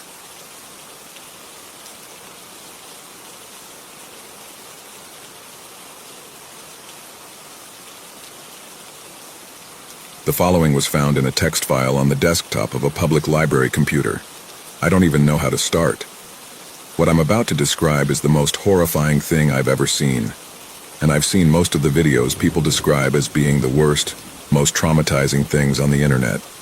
Some of those still haunt me, or they used to. Brief flashbacks that temporarily removed my faith in humanity.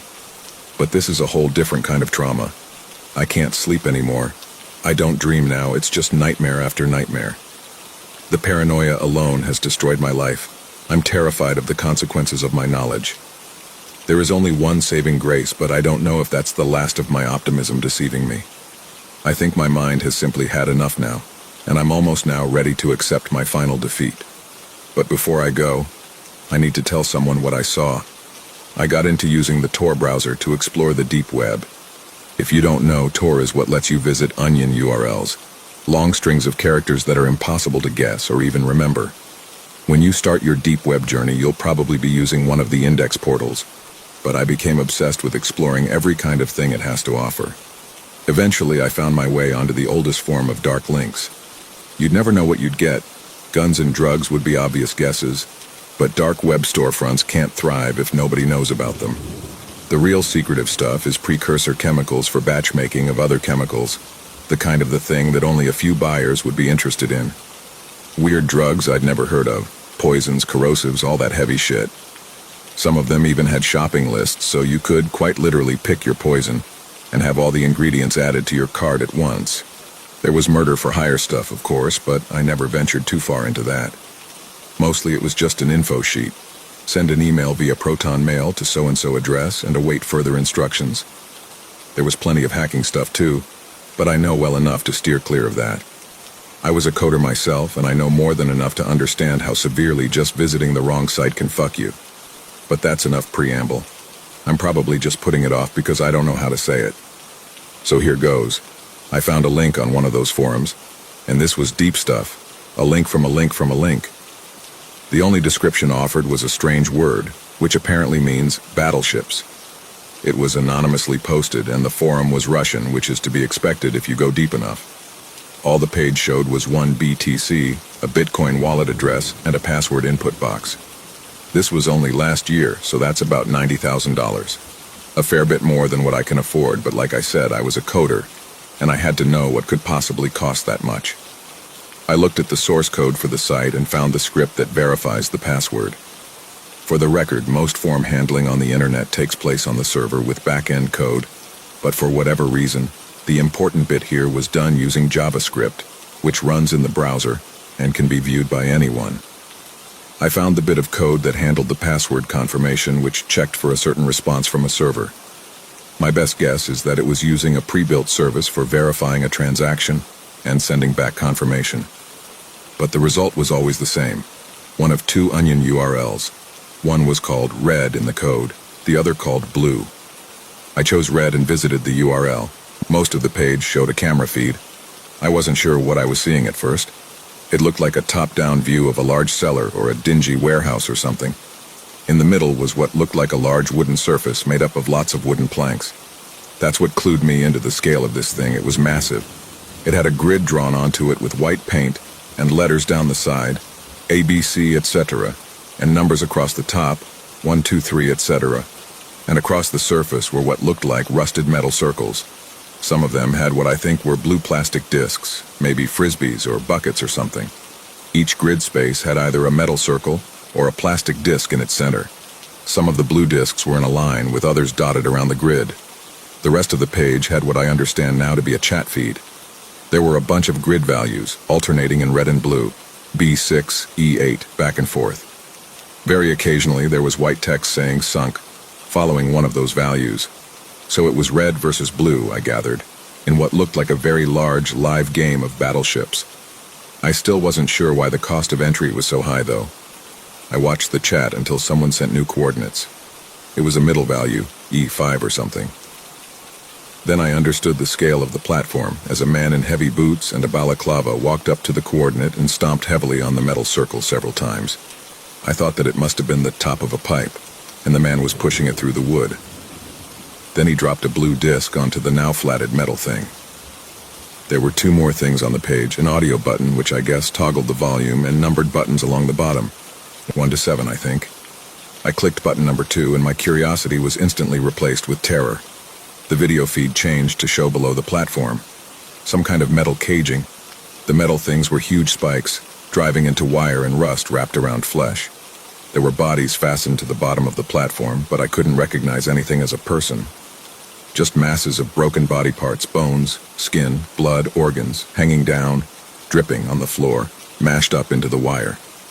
I searched for a meaning to it all, something recognizable, and saw a face. Just about, half off, pierced. I was horrified, but still couldn't understand what I was looking at. Then I made the biggest mistake of my life and enabled the audio. Another metal pipe came smashing through, cracking, stomping, screaming. It pushed into a set of thighs, snapping off their bottom halves completely. And my God, the sounds were the worst of it. I'd never heard terror before, now it's all I hear. Then I saw a smaller body, 2 grid cells worth of a person. That's when it all hit me. I screamed and puked all over my desk. I wanted to pour bleach into my brain and burn it all away. That's when the reality of this whole setup started to sink in, and the fear started. I closed everything as fast as I could. still covered in vomit, trying to hold back more but spewing over everything. I unplugged my computer, yanking out every cable from the back of it, breaking some in the process. I ran to my kitchen, grabbed the biggest knife I could find, hid in my bathroom, locked the door, curled up and started bawling. I stayed there for days, shaking, crying, unable to sleep. I stopped eating. I stopped going to work. I stopped talking to people. I couldn't trust anyone. I lost my job, my home, all of it. I spent a year cowering in the shadows, waiting to be found. But that's enough now. I'm done. I can't do this anymore. And if I'm going out, I'm doing it on my own terms, not strapped to a fucking game of battleships.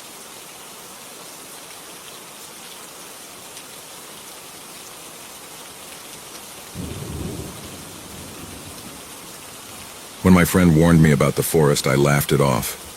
Now I can't stop hearing the howl. I know it's still out there, waiting for me. I never planned to stay in the cabin for long. It was supposed to be a retreat, a place to quiet my thoughts, far from the city's suffocating noise. When my friend Chris offered me his family's old cabin up north, he called it rustic. That was generous. The place was a relic, sagging under the weight of neglect, surrounded by a forest so dense it seemed alive. Solitude was the point. Forgetting was the goal. The drive up was a blur of empty roads and wilderness, the kind that makes you feel untethered from reality. By the time I arrived, the sun was sinking behind the trees, casting shadows that stretched like skeletal fingers over the clearing. The cabin loomed there, stubborn and solitary, like it had been waiting for me. Chris had mentioned the forest with a half smile 2 weeks earlier. Some people say weird stuff happens out there, he'd said, swirling his beer. Just don't let it get to you. I'd laughed it off, even teased him. But now, standing in the shadow of that oppressive tree line, his words replayed in my mind like a quiet warning. As I unpacked, the first cries of the forest rose in the air, sharp, shrill, and inhuman. My skin prickled, but I forced a laugh. Just an owl, I muttered, though my voice didn't quite sound like my own. Inside, the cabin smelled like decay and disuse. The generator coughed to life, throwing weak light into the gloom. I grabbed a book, determined to distract myself, but the sounds of the forest kept breaking through, a symphony of distant rustling and faint echoes. It wasn't until the scratching started that I put the book down for good. It was subtle at first, a faint scrape against the back wall. My fingers froze on the page as I strained to hear. Another scrape, slow and deliberate, like someone testing the wood. "Chris?" I called, my voice wavering.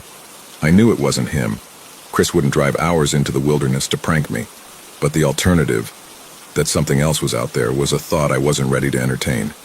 I grabbed the flashlight and opened the back door, the beam trembling as it cut through the darkness. Nothing. Just swaying grass and shadows that seemed to shift when I wasn't looking.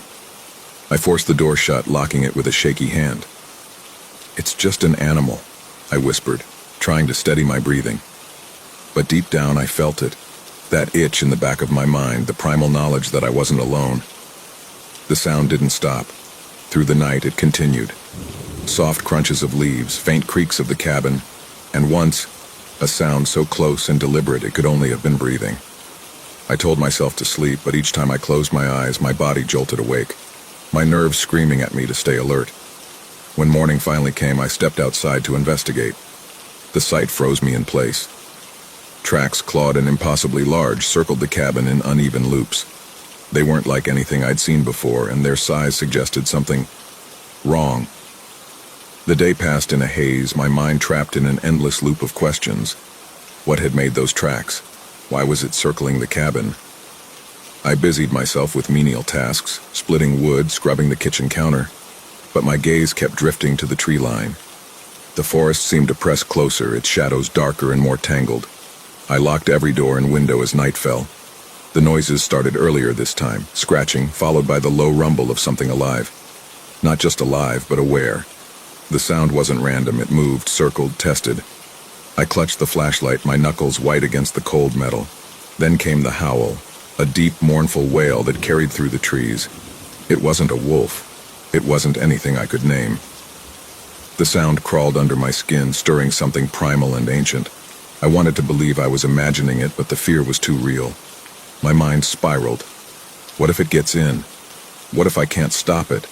What if it already knows how this ends? Sleep was out of the question. I spent the night staring at the door, flinching at every noise.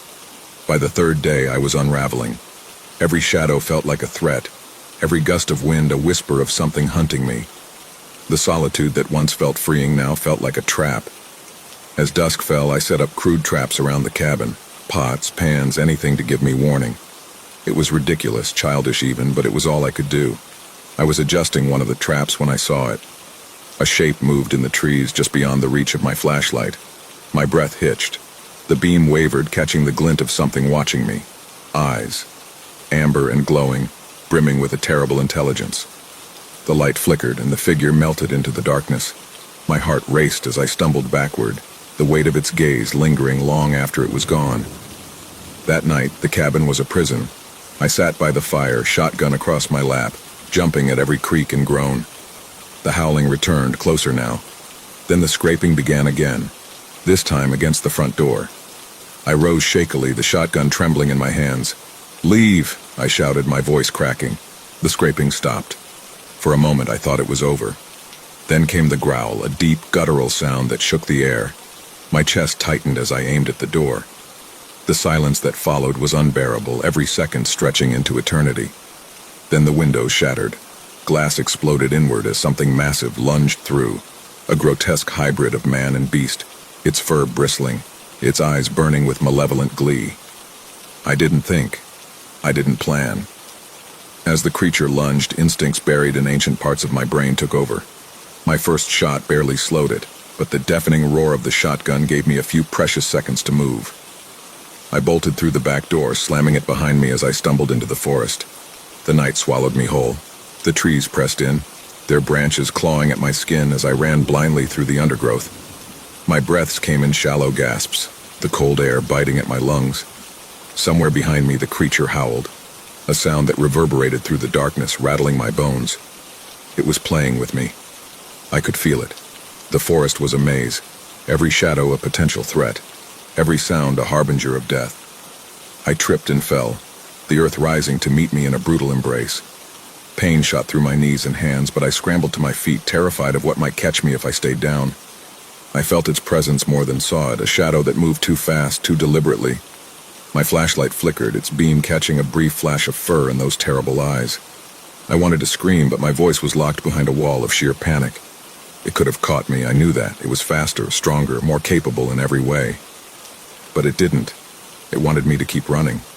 Why? Why didn't it end this? What did it want? The questions spiraled, my mind grasping at answers even as my body screamed for rest. By dawn, I was completely lost. The forest stretched endlessly, a labyrinth of gnarled roots and towering trees. Every direction looked the same, the light barely penetrating the dense canopy above. My legs trembled with exhaustion, my throat raw from gasping for air. Exhaustion clouded my mind, leaving only fear. But one thought stood out above the chaos. It's not over. It's never going to be over. That's when I stumbled into the clearing. It was unlike anything I'd seen before, a stark contrast to the suffocating forest around it. The ground was bare and scorched, the air heavy with the scent of ash and decay. At the center stood a stone altar, its surface carved with strange symbols that seemed to shift under my gaze. The sun cast harsh shadows over the bones scattered around it. Human bones, picked clean and gleaming white. My stomach churned, the sight almost too much to bear. This wasn't just an animal. This was something older, something far beyond my comprehension. This was its domain. I was trespassing in a place I didn't belong, and I realized then that I'd been led here. A growl rumbled behind me, low and deliberate. I froze, every nerve screaming in warning as I turned. The dogman stood at the edge of the clearing, its hulking form illuminated in the morning light. It was larger than before, its muscles rippling beneath its dark fur. Those glowing eyes locked onto mine, and I saw it. Recognition. It wasn't just hunting me, it was toying with me. This wasn't an animal, it was a predator, intelligent and malevolent. It was in control, and I was just the game. My fingers tightened around the shotgun, the only barrier between me and certain death. The creature's growl deepened as it stepped forward, its lips pulling back to reveal rows of razor-sharp teeth. This was it. The end. No one would ever know what happened to me, why I vanished without a trace. "Stay back," I shouted, my voice cracking under the weight of my fear. The dogman didn't stop. It moved slowly, deliberately, savoring every step as it closed the distance.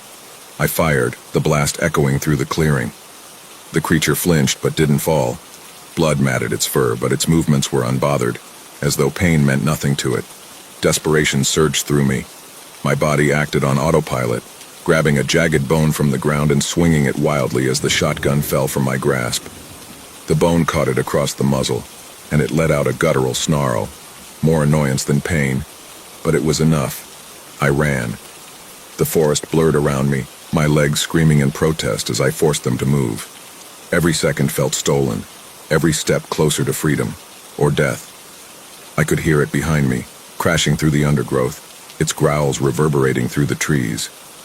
I burst from the forest and stumbled back toward the cabin, slamming the door behind me and collapsing against it. My chest heaved, my hands trembling so violently I could barely think. The growling started again, louder this time, reverberating through the walls. It was everywhere, surrounding me. I pressed my hands to my ears, trying to block it out, but it seeped into my mind, into my very bones. The first rays of sunlight crept through the trees, washing the forest in an eerie golden light. The growling stopped. The silence that followed was worse, heavy and oppressive, broken only by the sound of my ragged breathing. I didn't hesitate. I grabbed the car keys from the table, every muscle in my body screaming in protest as I stumbled outside. The woods were deathly quiet, as if the creature had never been there at all. I sped down the gravel road, the cabin shrinking in my rearview mirror. My mind raced, the memories replaying like a horror film I couldn't escape. The howls, the glowing eyes, the altar. I couldn't shake the feeling that I hadn't escaped, that it had let me go. By the time I reached the gas station, I was trembling so badly I could barely keep my grip on the steering wheel. I broke down the moment I stepped out of the car, tears streaming down my face as the reality of what had happened crashed over me. The police didn't believe me. They found nothing at the cabin, no tracks, no broken windows, no altar in the woods, just a rotting structure with nothing out of place. But I know what I saw. I know what followed me. And sometimes in the dead of night, when the wind is just right, I still hear it.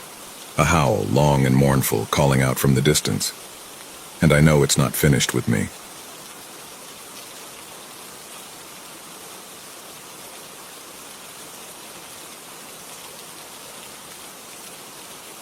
First recording and set begins.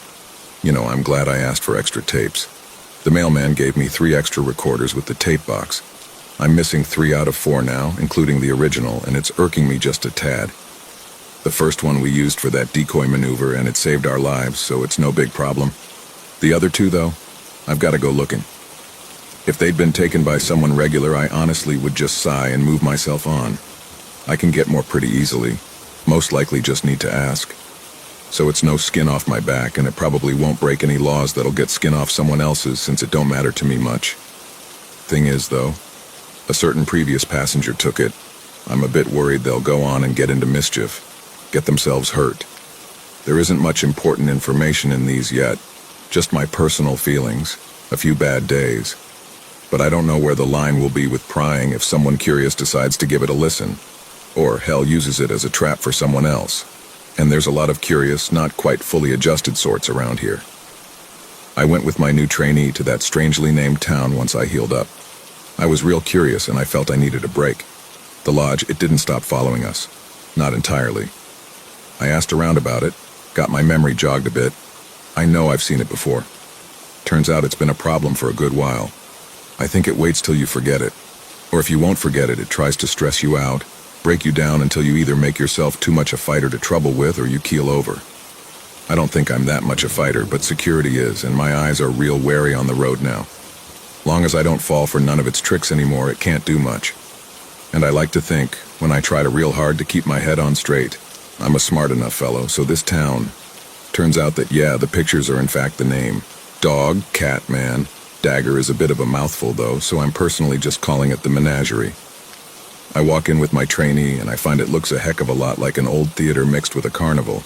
But if you blew its proportions way up like a circus tent till it turned into a whole community. All these fancy lights all around. All these shops with strange names. Even the live-in space was odd. The houses were tent-shaped, but made of wood that was either real dark or real colorful. The town rules, too, were a bit perplexing.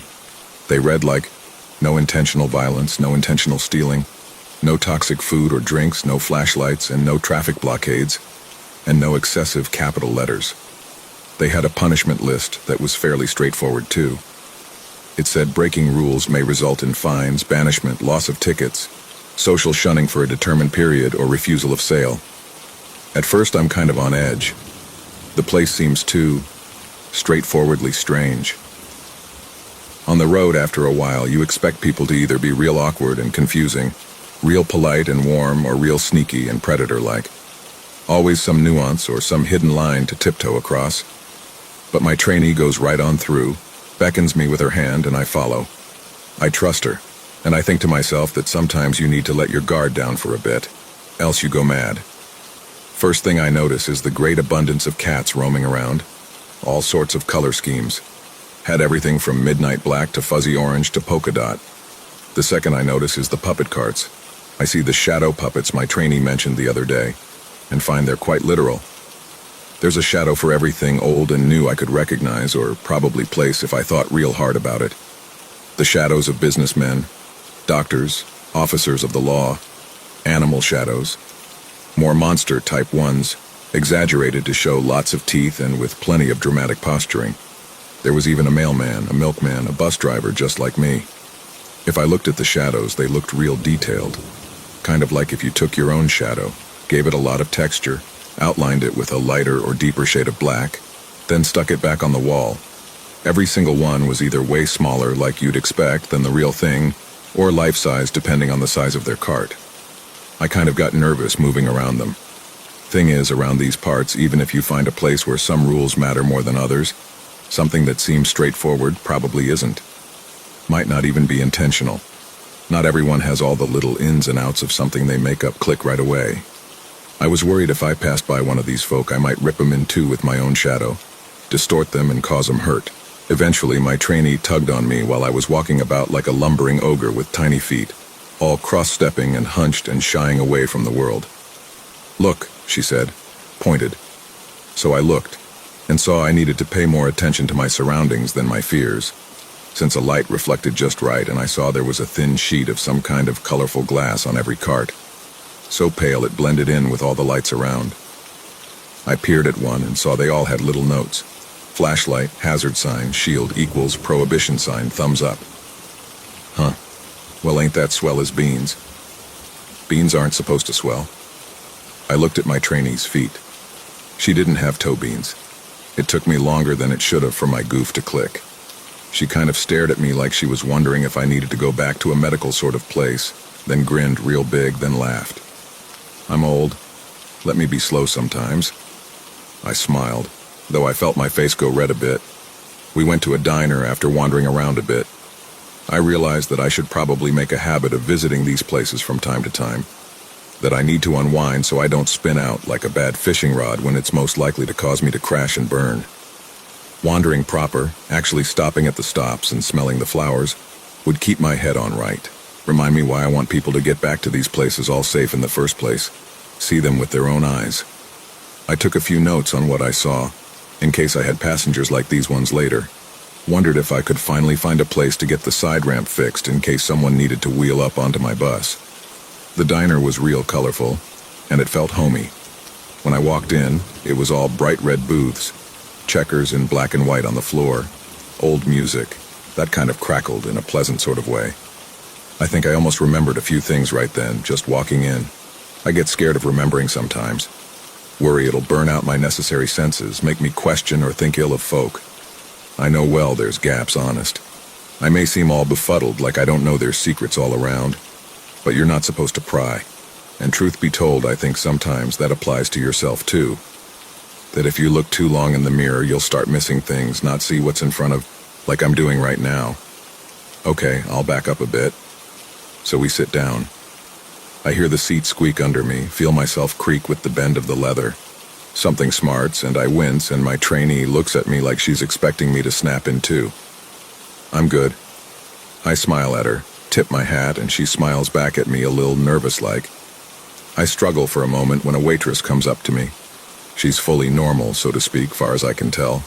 Like me. Cherry hair and freckles, wearing a nice dress that's all blue, white, and pink with a little hat that reminds me of a fondant. I look around, see more sorts like us. I feel a grin creep onto my face, feel a little giddy. The tension drains out of me. I realize it's a safe place, where everyone walks the same. Something less warm tugs at my heart too, but I push it down. I don't like the cold. It turns out that old money is good here still. I keep a wallet with me that's a bit big, with some oddly shaped pockets and even some tiny hooks. There's all sorts of stand-in money around these parts, see? I'd sort of expected to trade in the item-for-item style, and my heart raced a bit as I thought I'd be stuck walking into a diner with my very own apprentice and showing her I wasn't prepared for something as simple as dinner. I work things out. We have a bite and... Trainee, why do humans eat things like that? So much excess. I thought I was going to die. Driver. You know, I kind of thought the same. Chuckle. I forgot how much we put in things when you let us. Trainee. You almost keeled over like a fly getting swatted. Driver. Heartburn is serious business. So are heart attacks. I try not to ponder back too far, to wonder when it was last time I'd had me a milkshake with a cherry and everything, when I'd traded $1 or a nickel or a quarter for something. It's easy to let the fog slide over my memory when they bring in one of those puppet carts. I look around, notice that there's a few of them in the corners, or even at the windows where the shadow folk were just mimicking. I saw one with a little shadow bus and a hat shaped like mine, copying my every motion, sitting just like me. When I looked down, my own shadow was still there, right at my foot. When I looked up, I saw there was a stage in the corner with a big red curtain. I can't quite remember if it'd been there before, but could have been easy enough. I was a bit distracted when I came in and all. On the stage, there's one of them carts. Looks like they're doing a play. Yeah. My trainee seems pretty interested. I watch her glue her eyes to it. I find myself transfixed, too. I don't sit down and just let myself be entertained often, least not without being ready to spring back up and hit the gas or concede my time to someone else's directions. Trainee. It was a beautiful reenactment. Driver. Reenactment, like historical, trainee. Yes, very important part of the past. You wouldn't know about it, though. Driver. Should I? Trainee. Number Number I learn about then that, though all the shadow folk seem to have a preferred, maybe default. Resting? Shape, the shape, they can change it up as they please. Probably shouldn't have been surprised about it. They don't really announce the topic of the show or dim any lights. Though the shadows around the stage grow, the light in the stage area gets a little brighter. Just a tad more visible. I eat kind of quiet, like as I watch a story unfold that, far as I remember, goes a little like this. A king loses his country, but he still has his people. So he gathers them all on one big fleet of ships. The king gets old and tired and loses most of his fleet as he endures a number of grueling trials. 12 ships turn to 11, then 10, then go all the way down to 2. He's looking for a new land to call his own, see? But he doesn't manage to find a place without tricks and dangers. By the end, he's being called upon by some kind of moon goddess. When she tells him she has a place for him on the moon, she says she only has space for one ship. When he asks why, she says there's one too many people between the ships, and not enough of the ship's wood can be repurposed to build new houses for all of them up in the sky. So the king refuses the second ship's insistence on staying back on Earth, and then all his most loyal subjects offer themselves to stay behind. The king says he is not the country and stays behind in the dangerous below lands, all by his lonesome and without a vessel. I nod and toss something the performer's way, and I looked back to my trainee to ask what she thought. Remember that one fellow I mentioned before? The one who sent the odd letter about the Clouders? Yeah, it turns out he'd been sitting there for a while. I jump out of my skin and clutch my shirt. Feel like I should be calling a name for some reason out of being startled, but I struggle to call it up before I just frown. How long you been here? Since the cats called to me. I can't remember what their voice sounded like, but I think it was unusual. I realized my trainee had probably noticed before I did. I was so enraptured, and her ear being so big. He'd come in from the right. I'd back and forth some letters with them for a while as I was cooped up in bed. My trainee brought me in the slips, sent some back for me. She didn't read them, was polite as could be. My trust got a little thicker. It was good to know I could trust her to go where I needed her to get. That she knew how to handle herself, knew the land, knew not to stick her head where it don't belong. Didn't expect to see you here. How are things going? Over the wall. Part of me was a little curious for more personal reasons. Getting exposed to the diner atmosphere made me rash, I think. They didn't respond with much detail at first, but they warmed up quick enough. I'd started calling them Ori, like origami, since that's what they reminded me of. Nickname, of course. I don't ever ask the actual name, not safe out here. I am amassing a following, they told me. Like a ballet group? A litter. They pause for a sec, kind of do some equivalent to a head tilt. Clouder. Chowder. I wasn't sure what that word meant. You don't hear it often. Cats, like you call rabbits in groups herds. My trainee mimicked the head tilt. I think I saw Ori relax there. They kind of folded, or unfolded. Not sure, into their seat. The noise that made wasn't pleasant. Really? I looked at my trainee. Fluffle, colony, nest, attendancy. Huh. Why the last one? She just smiled at me. I'm looking at her right now and she's smiling here too. Trainee, I'll show you later.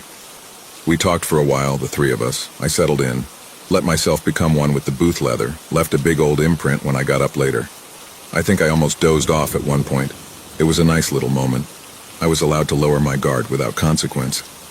I think my trainee and Ori hit it off a bit. I kind of wanted to tease her about it, but I didn't really know how. Strange bedfellows. Rabbity growling.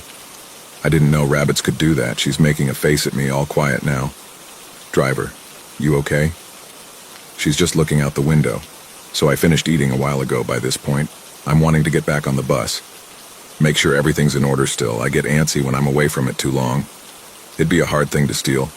I've got enough sentimental items on it. If you tried to drive off, you'd call up the notable silence. My head's a bit fuzzy. Something would happen quick like. Anyway, Ori leaves first, I think for a bit. I'm a little worried about them. They mentioned a lot of things about animals, shelters, alleys, whatnot. They were clearly comfortable with me enough to tell me how they were really feeling about the world. So I called them a particular word. Let me know if you need to be getting anywhere, friend. And I smile, tip my hat. They pause and they kind of nod. In their own way was more a bend, twist, crack. And my trainee points out to me something isn't there anymore a bit after they're gone. At first, I'm back in my old head when I used to, I think, go to diners a lot. Something took my wallet. But then I realized the recorder is gone. I'd brought one in, see, to show if there was a shop about, see if I could get some old tapes, or new ones. Maybe they still make new tapes, I thought. I'd heard about audiobooks being a thing, but it's not there. And when we get back to the bus, I notice half my tapes are missing. And so is another recorder. Trainee. I remember the sound of their heartbeat. It took me a while to understand. They're strange on the inside, different, but it had been beating very fast. New recording begins. They did not like the way I bent, how I fit so easily into spaces, how I was too short or too tall, and even the ones who liked me thought I was awkward. The noises I made they hated the most. But the feline I did not look at. I did not want to be hated by something so small and beautiful. Yet it approached me. It made a pleasant noise. It did not shy away when I returned the same sound. I offered it something of value, something to eat in one hand. In the other, I hesitantly offered affection. And it did not reject me. I found more, and they accepted me as easily. I found many that had been left to be alone. Those who were abandoned, those who were too ugly, those who had been lost or never been wanted in the first place. I learned there were those who would destroy them, forget them for being too plentiful. Why was something so beautiful not something to want in abundance? I forget much, but I do not forget the beautiful things, the pleasant sounds, the sensations. Am I wrong to not remember all that I experience and am told? I remember something well, that you do not take that which does not belong to you, but I have done it. I have done it. I will not let them be abandoned, removed, forgotten. It wants voices, so I will take them. New tape is inserted. New voice, I love you too. New tape is inserted. New voice, when will dinner be ready? New tape is inserted. New voice, you performed beautifully today. New tape is inserted. New voice, I saw something bright, a beam in the alleys last night. Should we call the police? New tape is inserted. New voice, I think something is watching me. New tape is inserted. New voice, she's been missing for weeks. You have to find her. New tape is inserted. New voice, I thought the glass was supposed to be durable. It broke the glass so easy. Who do I tell? You're not supposed to be able to do that. The rules? New tape is inserted. New voice. I've heard noises from the old tunnels lately. Flickering, shuffling footsteps. I heard them this morning right under my house. Do you think it's back? Extended shuffling, paper moving, cracking, tearing, long silence. I am going to the tunnels now. The secret places where the cats should reign, their greatest alley. I was happy to see the driver again. The last time I saw them, they had seemed sick. They reminded me of me, but if they had been bent that way instead of born bent. I will send them a letter of apology later. I will remember to bring something. They do not notice at the gate still when I hide the cats. I will build my kingdom and become a lord who cares. Should I tell him something is wrong with his transport? I may need strong wheels to carry my clouder. First recording resumes. Brief silence. Give me a second. Lengthy pen scratching. Okay, I'm good to continue. I'm sorry, I gotta skip ahead a bit. I gotta skip ahead while it's still in my noggin. I gotta record it so I don't forget. We ask around town. It's a little hard to do. I wasn't sure if the big rules were the ones I use on the road, the ones they use in the bright or over the wall, or the local ones were first in order of importance, or if they were the only rules that mattered. It was a big enough place, had a strong enough soul. It's fruitless for a while.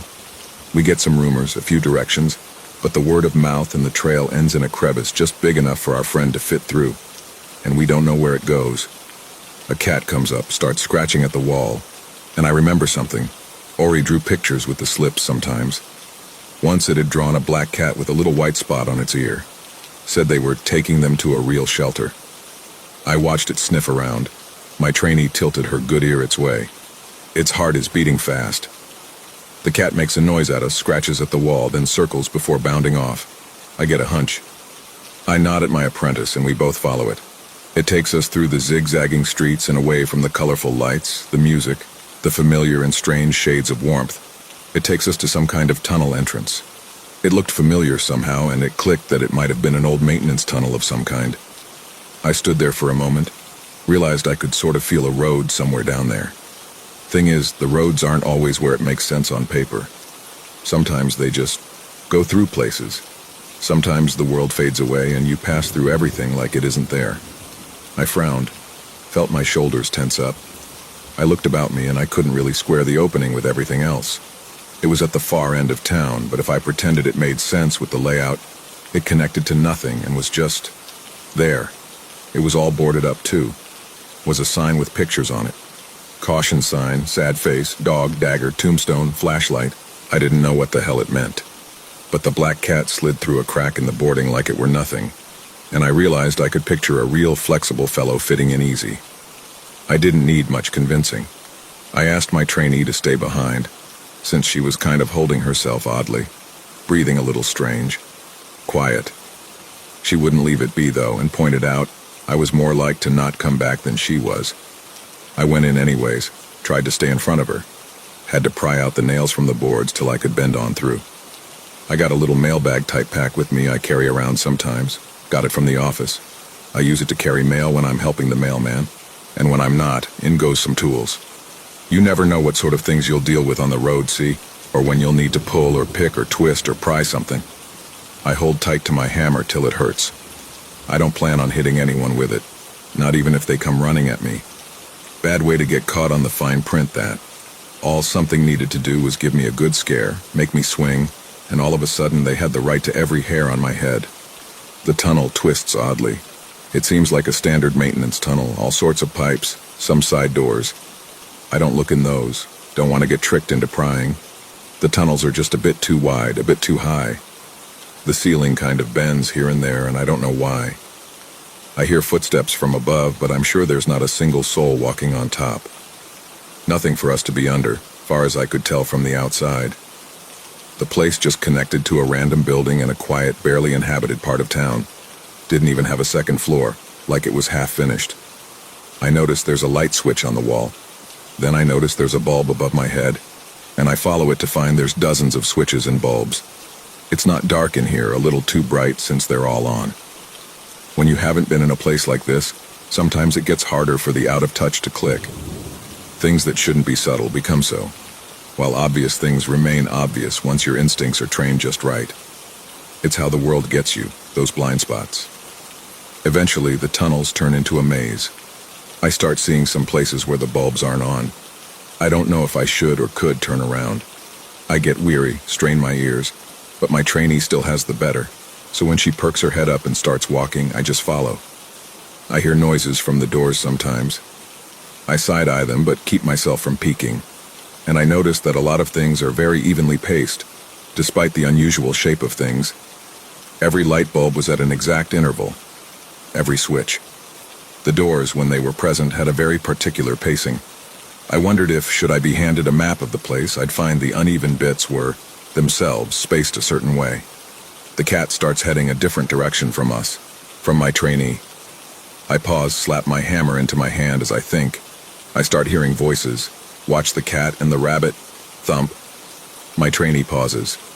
She and the cat cock their heads like twins towards the sounds. We're at a spot where the tunnel splits in two and the cat is just a little down the left one. Right, I remember now. That's what their voice sounded like. Their voice and another are both coming from the two tunnels at once. I brought the voices, you may take them, return what is owed. Ori's voice had the texture of jittery, frail paper, like when I'd first heard it. I heard a shuffling, cracking noise, remembered I'd heard it when the bus had gotten stalled. I think it was a nervous tick. I think they'd been doing it in the diner too, but I hadn't noticed then. I started moving towards it, but I paused, shifted my feet and pursed my lips. Were you the one flashing down the tunnel during the blackout? Wasn't funny, you know. Scared the shit out of me. The other voice was gruff, bitter. I don't understand. I heard shuffling. That frail, jittery voice got thinner and whispery. We need to fix the wiring. Something's bad with the pipes too. The hell is... Sounded like a woman, maybe. Yes, take it, thank you. A pause. Pal? I heard cat noises. Saw the black cat sprint down the left tunnel making those same noises. I paused. I realized I was hearing the other voices from two directions, but I wasn't hearing Ori from both anymore, just the left. I hear a lot more voices pop up to join the chorus, coming from the same direction Ori's was now, played with that slight static off a voice recorder. The train stopped and won't go. I saw light down the tunnel. Do you think something's wrong? A younger fellow. I hear shuffling. My trainee is moving down the right tunnel, following something only she seems to hear. I freeze up a bit. Things aren't clear, but I have to make a choice. I choose wrong. I go with the cat, and I realize too late Ori's voice is getting further away, not closer, and is now behind me. The lights flicker off, all of them at the same time. There's silence for a moment. Then I see a flashlight at the end of the tunnel. I traded something with you, fair and square. You need to give me back something of the same quality. The voice was more refined now, like someone trying to do an impression of someone quite polite and civilized. I think that's when I realized I didn't hear a lot of the shadow folk speak. There's something shuffling behind the doors. Do you think it's rats? We can't have rats in storage, last damn thing I needed. There's a brief pause, like a pin dropping. What the fuck is that? And I realize it's coming from the far end of the tunnel where the light is beaming out. Something opens, somewhere in the dark. I hear a lot of creaking, slow and patient. A switch flicks off and I hear something move. In a perfect pattern, all the switches jerk up and down, and so do the bulbs they're tied to. More lights join the first beam until my whole vision is filled with moving spotlights, darkness left stretching behind them as the light from the bulbs jumps down the hall. They're coming my way, and the length of empty wall space between each switch is longer than my stride. I start running. I'm breathing hard and my heart starts to hurt. I feel cold. I hear flicking and shuffling. I hear someone else running, and I think the cat was following me, padding along at a sprint. Its black fur was ready to be swallowed into the dark. All the light needed to do was pass it, and it'd find that despite the white on its one ear, its coat blended perfectly with the shadows. I can't outpace it. I run until my lungs are ready to give out. I stop and spin and twist, and the world flashes in black and yellow as I try to figure out where my friends had gone. My passengers. I needed to get them where they needed to go, and I couldn't do that if we all went away. But the tunnels are full of side paths, and the voices are everywhere. I'm heading your way. Come towards me if you can. It sounded like my trainee, smooth and gentle, even though I can hear the strain in her voice. Clam? Jasper? Ori calls out a dozen different pet names, but I don't think it's them speaking. They couldn't fit in so many places, no matter how much they twisted. It lets me keep going until I'm about to collapse. The cat is gone. It went a lot quicker than I did. Had the strength to claw what it came for out of the monster's jaws and knew where the beast hid. I watch it race ahead, dashing through the lights that flickered on in its path to guide it. All the lights switched back off as the cat passed them, then strobed once I stopped hearing the pattering of paws. I turned into a junction between tunnels. Any way I went, they'd just come at me from my front and from behind, from both sides. There was nothing I could do except wait for the pincer to snap. The whole world around me was yellow and black, patterns repeated and moving through a maze they knew well as they closed in on me. The bulb's harsh brightness stepped towards me in skips, clicking to announce their advance. They stopped in front of me. I saw a flashlight that was a little too big, and the light bulb behind it died and hid its shadow before I could see what was holding it. Okay, I'll tip the scales a little. Does that even it out? It spoke right in front of me. I wasn't keeping track of what the voices sounded like anymore, but this one I think it had used not too long ago. It sounded elegant and formal. It waited. I couldn't stand any longer, so I fell to my knees. I bruised them as I went down. I flexed my fingers, held the hammer, wondered if I could just smash the light. Wondered if maybe it cared more about its face than it did the other people in the tunnels. I don't want to go away. Its voice was frail now, jittery, but it was determined and more certain than ever. But I want them to stay more. I heard the sound of paper shifting. Then there was a sound like a heartbeat that was too loud and too uneven, and I heard a click. Everything was silent for a moment and the lights were still, letting the noises echo unrestrained. The heartbeat stopped, and the lights started flickering again, showing us the way home. I didn't look in the doors on the way out, but I heard them creak open behind me. Around 36 cats in a wide variety of ages, colors, and breeds followed us out, each one slinking after us as I heard the groaning of rusty hinges. I didn't turn my head to watch them emerge. My trainee trailed after me, not saying a word. When we were far enough away from the exit, we couldn't see the tunnel's mouth anymore. She looked over her shoulder, stood there for a bit, and I waited for her. Her good ear stood tall, like she was waiting to hear something. When she looked away, when I saw her face, I think she wished she had. The black cat looked back too when we arrived at a low squat house with a sign out front that read, "Cat Face, Heart, Origami Swan." All the other cats went inside, one after the other, heads held low and steps tentative. They were all well fed, with clean coats. The black cat was the last one to enter. I saw its head swivel towards a sound. I saw it put a foot forward, mule low and flatten its ears, then go inside. When I turned to see what it had been looking at, I saw a flashlight in an alley on the other side of the street click on, then off. I'm going to look over the slips tonight. Send something. I don't think I'll get anything back. I called security, but I don't know if anything will come of it. I didn't find the other recorders. I'm tired. I'm sorry, but I think I'm going to end this here. Second recording begins. This is the trainee again. When we got back, I had to help him onto the bus. His heart was too fast, then too slow, and it flickered like that until he went to sleep. The slip. I don't think he noticed two out of it, but they already responded. He was looking through some of his old messages, so I knew which ones to look at. The handwriting was the same as Ori's, proper and elegant. It was asking for a trade. I took it down and tore it up slowly so he wouldn't hear. When I looked at what he'd been writing earlier, he had written their name many times, had started to draw their face. I finished it for him. There was a folded paper bird in the box he uses to collect payment. I answered the radio while he slept. We are missing a lot of tapes now. His heart does not sound well. The stars are bright tonight, the moon is full, I see a city on the moon, and there's a house there just for me. I think I need to learn faster. I need to figure out how to take him with me before I hear the moon's voice again. She's waiting up there, and I don't want her to be alone either. I don't want to go. Recording ends.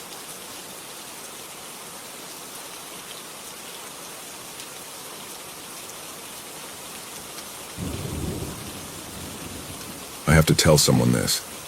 I've tried my best to just stuff this memory down deep in my mind by just not talking about it to anyone but my therapist. But I just can't anymore. I can't pretend. Maybe I'm being too dramatic, but I still wake up in cold sweats every couple of days. I need to talk about it. I used to live in a small house about 4 to 5 years ago. The house wasn't in a massive city by all means, but the city I lived in then wasn't small either. I'm new to sharing stuff like this online, and I'll keep as much information as I can private for my own well-being. Back then, I rented this house from a friend of my parents.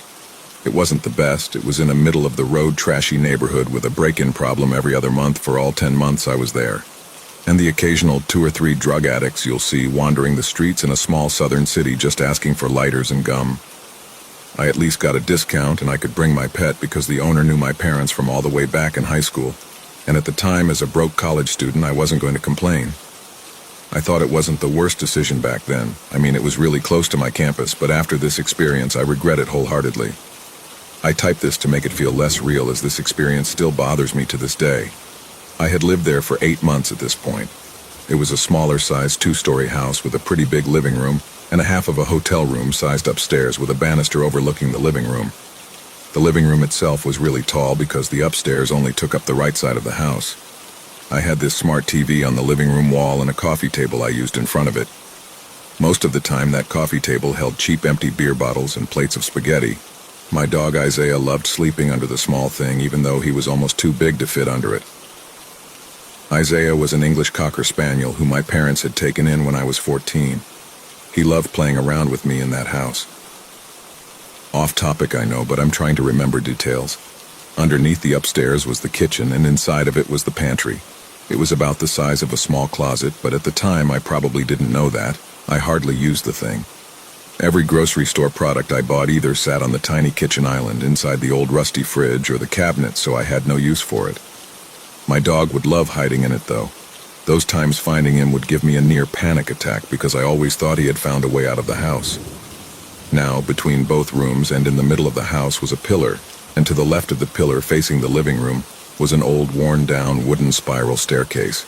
It creaked like a banshee every step you would take on it. At the top of the stairs was the upstairs banister that acted like a hallway connecting the already connected 2 rooms in the upstairs. The bedroom and the extra room, as I called it, were on separate sides, but both rooms were connected within them by a small hallway shaped like an archway. My bed was nothing much. I mean, it was an unsheeted mattress with symmetrical flower designs imprinted on the fabric. That extra room wasn't really used for anything besides getting to the small bathroom connected to it. In fact, it was the only way to the bathroom. I used it like an attic or basement, only using it for storing old pictures and antiques. All of this is needed, I swear. Writing this, it's all starting to flow back, all these vivid and small details. That day I had just gotten off work and made a cup of coffee. That was my daily routine. Go to work, get home, make coffee, and relax. After I finished my cup, I quickly cleaned it and put it up. After that, I sat on the couch, only I was just slightly less tired than usual. Isaiah crawled on my lap and nuzzled up to me. I sat and pet him while on my phone. It was only a couple hours until dark, but I thought about taking a nap. As I sat there, I felt my phone vibrate. It was my friend Craig. He asked if I wanted to join the group going out bar hopping that night. It had been a while, and I missed hanging with the guys, so I decided to go. I got my coat and headed out the door. On my way out, I made sure to give Isaiah some love before I left. That whole night was a blast, and I remember it well. I only had a couple drinks and had an admittedly pretty heavy buzz going. It was filled with laughter, dumb jokes, and just an overall carefree attitude. I miss it so much. I never had a second thought that that night could be ruined. I drove home from the bars we drank dry, still with a smile on my face. I know it probably wasn't safe, but I wasn't the smartest back then. When I got home and walked to the door, I realized something strange. My door was unlocked. In my buzzed state, I just brushed it off as a sloppy mistake from earlier. I was tired, and maybe I just forgot. But as I walked in, I became privy to the fact that, yep, this night could be ruined. I sobered up fast looking into the place. As I stepped in, I looked at my completely trashed living room. My coffee table was flipped, beer bottles smashed, and my trash can had been ransacked. My couch cushions were scratched and torn open, spilling cotton, and different objects decorated the scratched floor. In the kitchen, my plates and silverware were smashed and spread out on the tiled floor, and my floor was dented and cracked by objects being thrown down extremely hard. My fridge was left open, half my drinks were opened and drank from, and food was left out on the counter and even the floor. Most of my cabinets and drawers had been ransacked. Hell, even my useless pantry was. My pure shock turned to utter frustration. I thought to myself, of course, a damn break-in. I stomped loudly to the kitchen and put the food I could save back in the fridge. I threw out the drinks. I wasn't drinking after some junkie. I was too pissed to even clean the silverware, but I did see from the corner of my eye that all the kitchen knives were missing. I thought whoever broke in had probably just strung it on the floor, but I never saw that, or maybe they had the gall to steal them to sell, who knows. I decided I needed to check upstairs to see the damage, so I started walking up the steps. I couldn't even hear the screeching steps. My foggy haze of anger had completely clouded me. I'm sure I sounded like a bull coming up those stairs. I kept stomping to the bedroom, furious as to what I might see. I got to the bedroom door and swung it open with a violent force, only to feel a wave of horror hit my gut like a bullet. My stomach churned as my heart sank like an anchor. My angry breathing was cut off in shock. The bedroom lights were off, and standing over my bed was a man. He never left my house. It had never even crossed my mind that he could still be here. The man must have been 6 feet tall, and he was just standing there right next to the pillows on the bed. All that noise I made should have alerted him, but no. I still don't know how it didn't, or maybe it did. I don't know. He faced the wall of the bedroom. A blank stare and chilling smile formed on the side of his face I could see. I could only make out certain details in the dark, but his smile was just there, like there was no happiness or malice behind it. It was numb and void of all emotion. Nearly covering his smile was a scruffy, unkempt beard with stains of blood in it, and a balding head with barely any hair left. He wore a dirt-stained, baggy dark gray t-shirt and light brown cargo pants with black stains and streaks along them. Afterwards, I would realize he had no shoes on, and his feet were bloody and leaving bloody footprints on the bedroom carpet. He had wrinkly gray skin with brown and yellow bruises on his arms. I slowly scanned him and saw his right arm. A massive wound on his wrist, still spurting blood like a water gun, was there. I could see his bone jutting through and chisel marks along the bone as if a dog had bit him. Isaiah, where was Isaiah? Questions ran through my head. Why wasn't he the first thing you checked for? Questions ran through my head. Where is he? Is he hurt? Questions ran through my head. I looked behind the man and onto the floor. Please, no. Oh God, no. My questions had been answered. Lying on the blood-stained carpet was Isaiah, every knife from the kitchen protruding from his body. He had one long cut in the middle of his back that went around his whole body, similar to a bisector. The blades stuck into him like nails in a board were placed in a symmetrical pattern, almost like a Rorschach test picture. The image of it still haunts me whenever I close my eyes. I felt tears swell up in my eyes as I looked back up at the man. He was now facing me. His head cocked towards me, but his eyes were transfixed on the mattress. His eyes scanned the mattress impossibly fast, and he scanned so many times, I thought he was counting nanometers. I looked closer into his eyes. They were bloodshot with such big blood vessels I thought they would blow up in his head like water balloons. His pupils were abyssal pits of black that seemed to swallow most of the eye. The horribly dilated circles stood still in an instant, still hyper-fixated on the mattress. His jaw began to move back and forth, and he parted his lips, more revealing sickly yellow and black teeth grinding on something. A piece of flesh sat in between his top row and bottom row, but not from my dog. Human flesh. I scanned the man once more and realized his right arm wasn't the only one gushing blood. His left was too, with another bite mark, but not from a dog, from himself. His teeth continued grinding against the meat as my stomach tied and tears spilled from my eyes. The teeth kept cutting and cutting into the flesh in his mouth until he cut the piece in half. One half fell from his lip and the other flopped out slowly from his agape jaws onto the bed. He slowly reached out his hands without moving his eyes and pushed the two pieces side by side. His neck creaked to the side, sounding like a firecracker, as if to show he had seen something intriguing. His teeth kept grinding together and even chattering as his eyes lit up when he saw the two pieces on the bed. He began making a tisk, tisk, tisk sound, as if stuttering on words. I wish he never got the words out. He spoke for the first and only time. Symmetry. I slowly backed up onto the balcony with the knot tied in my stomach, growing tighter by the second. The danger I was now in spun in my mind at that moment, almost making me dizzy. My heart beat like a drum as I thought of the man pulling a knife or lunging at me. But he didn't. He just kept looking at the bed as if it was the most beautiful thing in the world. I slowly closed the door with grace so as to not make noise and headed to the steps. Then it hit me. The creaky steps.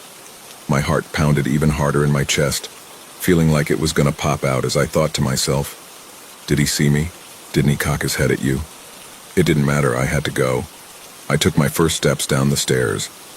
When my foot hit the stairs, it made a slight squeak as I put my weight on it. As I took step after step down, it got louder and louder. When the stairs hit its loudest, it sounded like a wailing baby interrupting a room of silence. I could hear my heart throbbing in my ears at this point, and once I took that last step, I heard it. The old bed upstairs creaking. That's when the pure horror of the situation hit my mind. He could come out of the bedroom in two ways. He could have a weapon or even a gun. What if he saw me or heard me? What if he... All of those horrific situations rushed through my head as I quietly made my way to the pantry and shut myself inside. I sat hiding in there, tears streaming and a lump in my throat aching. I wish Isaiah was here with me.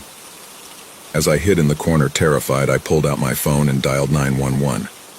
As I was on the phone, I could still hear movement from the bedroom and maybe even the attached room. I was lucky that day as a patrol car was only a couple blocks away from my house. When the cop arrived, he already knew where I was and told me to stay downstairs, although I did come out of the pantry. He made his way up the stairs and entered the bedroom while I watched from the living room. I saw his flashlight click on and heard a groan that I assumed was the man. I heard the police officer's voice, but the man didn't even respond or put up a fight. The cop put him in cuffs and walked him out to the car. He put the man in the back seat and got my statement. After that, I went to stay in a motel. Only sitting on that hotel bed did a train of thoughts hit me, but out of them all, one hit hardest. My Isaiah was... I cried and cried that night until the sun rose. After that, I called some friends and stayed over at their places. I don't remember much else as I just stayed hammered for that week. Losing an animal from your childhood can crush you. By the time I got home, everything had been cleaned and I had been notified where my friends had buried my dog. They helped me so much, they even picked a nice tree to bury him under.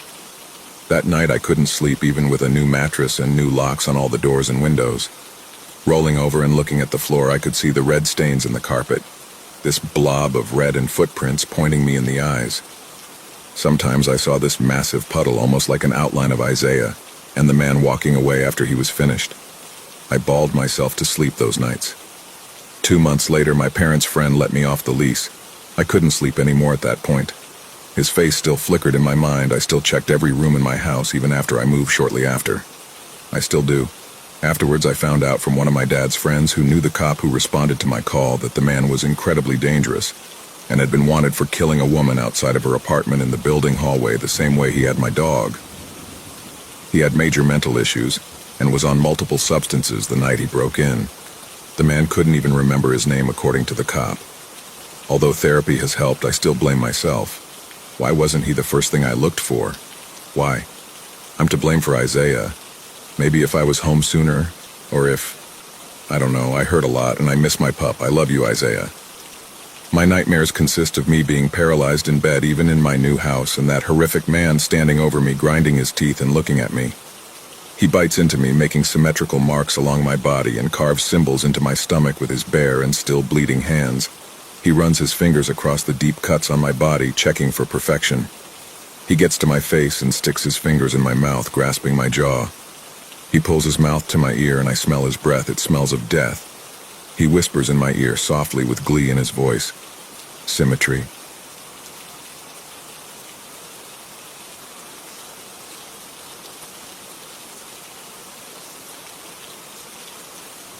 This is not an intentional suicide note. I've been up for 87 hours. The kind of wakefulness that's so loud your thoughts echo off the walls of your skull. It's not insomnia, it's a necessity. The caffeine, it's the only thing keeping the engine running, and I've driven the thing straight into hell. The first thing to go was my teeth. It started with little black lines at the base of my molars, like dirt shoved under fingernails. Then came the rot. I've seen apples left out on the counter longer than they should be. That's what my smile looks like now. Brown, mushy spots where enamel used to be. And the smell? I've stopped talking to people just so I don't have to see the recoil on their faces. Sometimes I'll catch a whiff of it myself when I'm sipping coffee, and it smells like meat left out in the sun. Rotten, sticky, rancid. My gums bleed every time I take a sip of something hot.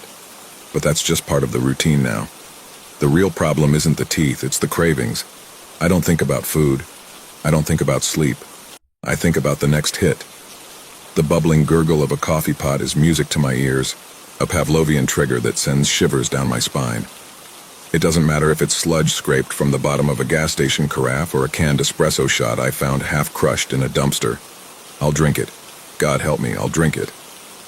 A few nights ago, I stumbled into a gas station at 2 a.m. looking like I'd just crawled out of a grave.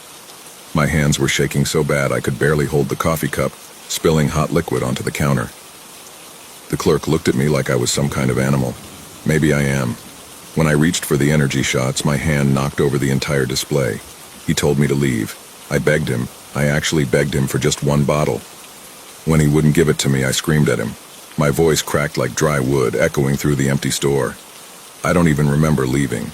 I've started noticing things I can't explain, things that don't feel like hallucinations. Sometimes it's small, like a metallic tang in my coffee that lingers even after I've rinsed the pot, or the faint aroma of burnt blood mixed with the steam. But last night was different. I was staring into a mug, black as tar, the surface rippling with tiny oily swirls, when I noticed the color was off, darker, thicker. I tipped the cup slightly, and that's when I saw it. Streaks of red swirling into the black. It wasn't a trick of the light. It was real. My gums had been bleeding again more than usual. As I sipped, I must have swallowed some, must have let it drip down into the mug. The taste was sharper now, salty and sour, like iron melting on my tongue. I tried to pour it out, but my fingers wouldn't work right. Shaking, sticky, weak. It took all my strength to wrench the cup from my hand, the handle leaving an imprint on my damp, pale skin. When I dumped it into the sink, thick streams of coffee streaked with blood spiraled down the drain, catching in clumps on the metal grate. The sink filled with the smell, rotting, sickly sweet, a stench so powerful I gagged, tears streaming down my face as I clawed at my own gums, trying to stop the bleeding. But it didn't stop, it never does. I've started hoarding. The cabinet under my sink is full of expired instant coffee jars, cans of sugary energy sludge, and half-empty bottles of cold brew that smell like vinegar. I don't throw them out anymore, I can't. Even the sight of them comforts me, knowing they're there if I get desperate enough. And desperate doesn't even begin to cover it. Last night I did something I can't stop thinking about. I was out of cash, no loose change for the vending machine across the hall, nothing. I was pacing the kitchen clawing at my scalp when I remembered the coffee filter in the trash. It was wet, soggy, the grounds clumped together in a cold, slimy mess. I scooped them out with my bare hands and squeezed them into my mouth. The taste was indescribable, bitter, yes, but also sour, rancid, like something decaying. I gagged, but I didn't stop. I couldn't. My skin reeks. Not like sweat, not like someone who needs a shower. It's sour, it's acidic, like the inside of a trash can after it rains.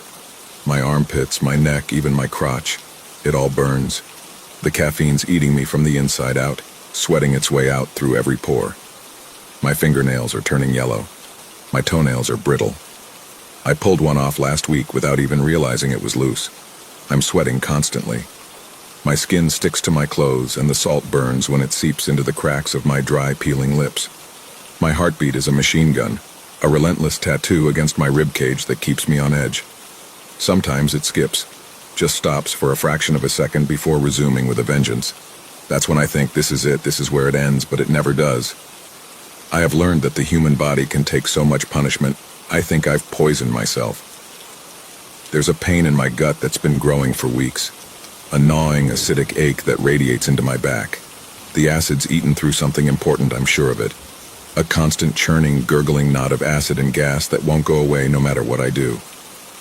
Sometimes I think I can feel it moving like something's growing in there. I've stopped looking in the mirror because my stomach is starting to bulge. It's not fat because when I press on my abdomen I feel something solid. A mass. Hard, immovable, and just wrong. A knot of caffeine-soaked bile twisting inside me like it's alive. I pissed blood this morning. It wasn't the first time, but it was the worst. The toilet bowl looked like someone had poured rusted motor oil into it. The pain was so sharp it doubled me over and I sat on the floor for an hour afterward, trying to catch my breath. When I stood up, I saw the stains on my underwear. Dark red streaks. It looked like someone had slashed a knife across my bladder. Do you know what I'm most afraid of? Not the heart attacks that linger on the horizon, or the seizures that might be brewing. I'm afraid of running out. I'm afraid of standing in an empty kitchen with nothing left to brew. The thought of being sober is more terrifying than death. I've considered other options. Boiling tea bags and drinking the water like a shot. Scraping the inside of old coffee filters with a knife and swallowing the grounds dry. I've even eyed the powdered instant coffee at the bottom of a jar and wondered what it would taste like if I snorted it. I don't know how much longer I can keep this up. The idea of stopping feels like staring into an open grave. I can't sleep. I can't eat. The thought of silence, the absence of that jittery hum rattling through my veins terrifies me more than the pain, the blood, the rot. Last night I found myself in the kitchen again, staring at the sludge I'd squeezed out of another old filter. I don't even remember walking there. My hands were shaking so hard I could barely keep the mug steady, and for a second, I thought about smashing it. Just throwing the damn thing against the wall and ending it all right there. But I didn't. Instead, I took a sip. It tasted like dirt and regret. The texture was gritty, the kind of grit that sticks to your teeth long after you've swallowed. But it didn't matter. It went down like all the others, burning, choking, filling the hollow space inside me that keeps getting bigger. When I finished, I sat there for hours, staring into the empty cup, waiting for the next craving to kick in. I could feel my body breaking down in real time. My fingers were cold and blue around the edges, my vision tunneled. But the caffeine kept my heart stumbling forward like a drunk. I think it'll stop soon. Not the cravings. Those won't stop until I'm dead. I mean the machine inside me, the one keeping me upright. It's been firing on fumes for days now, and when it finally gives out, I'll collapse. I'll puke up whatever sludge is still inside me, and I'll disappear. But until then, I'll drink.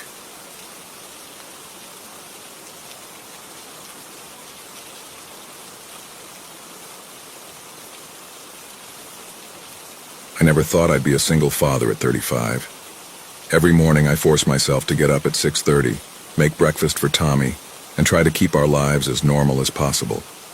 But it's hard. So hard. The house feels different now. Empty. Silent. Sometimes I catch myself staring at her coffee mug still sitting in the kitchen cabinet where she left it. I haven't touched it. I can't. Tommy, my 5-year-old, he's been surprisingly strong through all this. Too strong, maybe. When Sarah left, he didn't cry, not once. Which is strange, considering how close they were. He just keeps smiling, playing with his toys as if nothing has changed. The first few weeks were the worst. I couldn't sleep. Every time I closed my eyes, I'd see her face, her expression in those final moments. I can't think about that. I need to stay strong for Tommy. Lately, though, something's been off. I'm constantly exhausted, but it's more than just emotional fatigue. There's this heaviness. It started in my head like a fog that wouldn't lift. Then my shoulders began to ache as if carrying an invisible burden. I've been taking sleeping pills, but they don't help much. Sometimes in the corner of my eye I catch glimpses of something. A shadow, a silhouette. But when I turn, there's nothing there. Just empty rooms and silent walls. The worst part? The garden. I used to love gardening with Sarah. Now I can't even look at it. The soil seems different, darker. The roses she planted are growing wild, their thorns sharper than ever. They're blooming blood red this year. Tommy still goes out there to play sometimes. Yesterday I saw him talking to himself near the rose bushes. When I asked him who he was talking to, he just smiled and said, "Mommy's flowers are pretty this year, aren't they, Daddy?" I had to turn away. I couldn't let him see my face. The exhaustion is getting worse. At work, I can barely focus. My colleagues keep asking if I'm okay. I must look terrible. I tell them I'm just having trouble sleeping, still adjusting to being a single parent. They nod sympathetically, probably thinking Sarah left me for another man. If only they knew. Stop. I can't think like that. The weight on my shoulders has become almost unbearable. Sometimes I find myself hunched over as if something's pressing down on me. The doctor says it's stress, prescribed me some pills, but pills can't fix this. They can't fix what happened. Last night was particularly bad. I was washing dishes when I caught a reflection in the kitchen window. For a split second, I thought I saw Sarah standing behind me. When I turned around, there was nothing there. But the air felt heavy, thick with the scent of her perfume. That sweet floral scent she always wore. The same scent that still lingers in the garden soil. Tommy's behavior is starting to unnerve me. He's always been a happy child, but this is different. He hums to himself while playing the same lullaby Sarah used to sing. Sometimes I hear him laughing and talking in his room late at night. When I check on him, he's always alone, but his toys are arranged in a perfect circle, as if he's been having a tea party. This morning he asked me something strange over breakfast. "Daddy, why do you look so tired? Is it because you're carrying Mommy?" I nearly choked on my coffee. "What do you mean, buddy?" He just smiled and went back to his cereal, humming that damn lullaby again. The roses in the garden are growing faster than they should. Their roots must be reaching deep, feeding on... I need to stop. I need to focus on keeping it together. For Tommy. But this weight, God, this weight. Today, everything fell apart. Literally. I was standing in the kitchen, trying to make dinner, when the room started spinning. The weight on my shoulders had become crushing, like someone was hanging onto my back. My knees buckled. The last thing I heard before hitting the floor was the sound of small footsteps running down the hallway. "Daddy? Daddy, wake up!" Tommy's voice pulled me back to consciousness. I was lying face down on the kitchen floor, the cold tiles pressing against my cheek. As I struggled to push myself up, my shoulders screamed in protest. It felt like my spine was being compressed by an invisible force. I managed to get to my knees, coming face to face with Tommy. His expression wasn't scared or worried. He looked almost amused. The kitchen lights flickered above us, casting strange shadows on his small face. "Tommy," I wheezed, the pressure on my back making it hard to speak. "Don't you ever feel lonely? Now that Mommy's gone?" He tilted his head, looking at me with those innocent eyes. Sarah's eyes. Then he smiled, that sweet, childish smile that usually warmed my heart. But this time it sent a chill down my spine. "But Daddy," he said, his voice light and cheerful, "Mommy never left. She's always with us." My throat went dry. "What do you mean, buddy?" Tommy giggled, that same giggle he used to share with Sarah during their private jokes. "Silly Daddy. Mommy rides on your back every day. That's why you're so tired." The room started spinning again, but this time it wasn't from exhaustion. The weight on my shoulders suddenly felt different. More defined, more human. I could feel something pressing against my back, arms wrapped around my neck, legs gripping my waist. Something wet dripped onto my shoulder. When I touched it, my fingers came away red. Tommy was still smiling, still humming that lullaby. "Mommy says the roses need more water, Daddy. She says they're growing really well where you planted her. I can feel her now, even as I write this. Her weight on my back, her cold arms around my neck. Tommy is in his room having a tea party. I can hear him talking to someone, laughing. The roses are blooming beautifully this year, blood red and thorny, feeding on what lies beneath. And Sarah never left. She's still here, still watching, still riding on my back."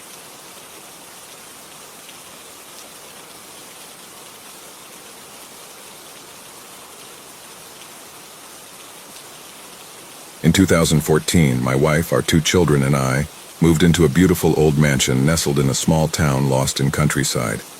From the first visit, we were hooked by this house. Spacious, bright rooms, a huge garden perfect for the kids, and that indefinable charm of old buildings. It was exactly what we had been looking for. The real estate agent seemed thrilled to sell it to us. Their overwhelming enthusiasm, though slightly forced, had seemed odd at the time, but I didn't pay much attention to it. We were so enchanted by the house that we didn't dwell on their overly wide smiles or their somewhat evasive answers to our questions about the previous owners. Maybe that was just their nature. After all, we didn't know them, I thought. I still remember our first day here. The kids were laughing, running around the garden near the old rusted swing, imagining adventures in their new kingdom.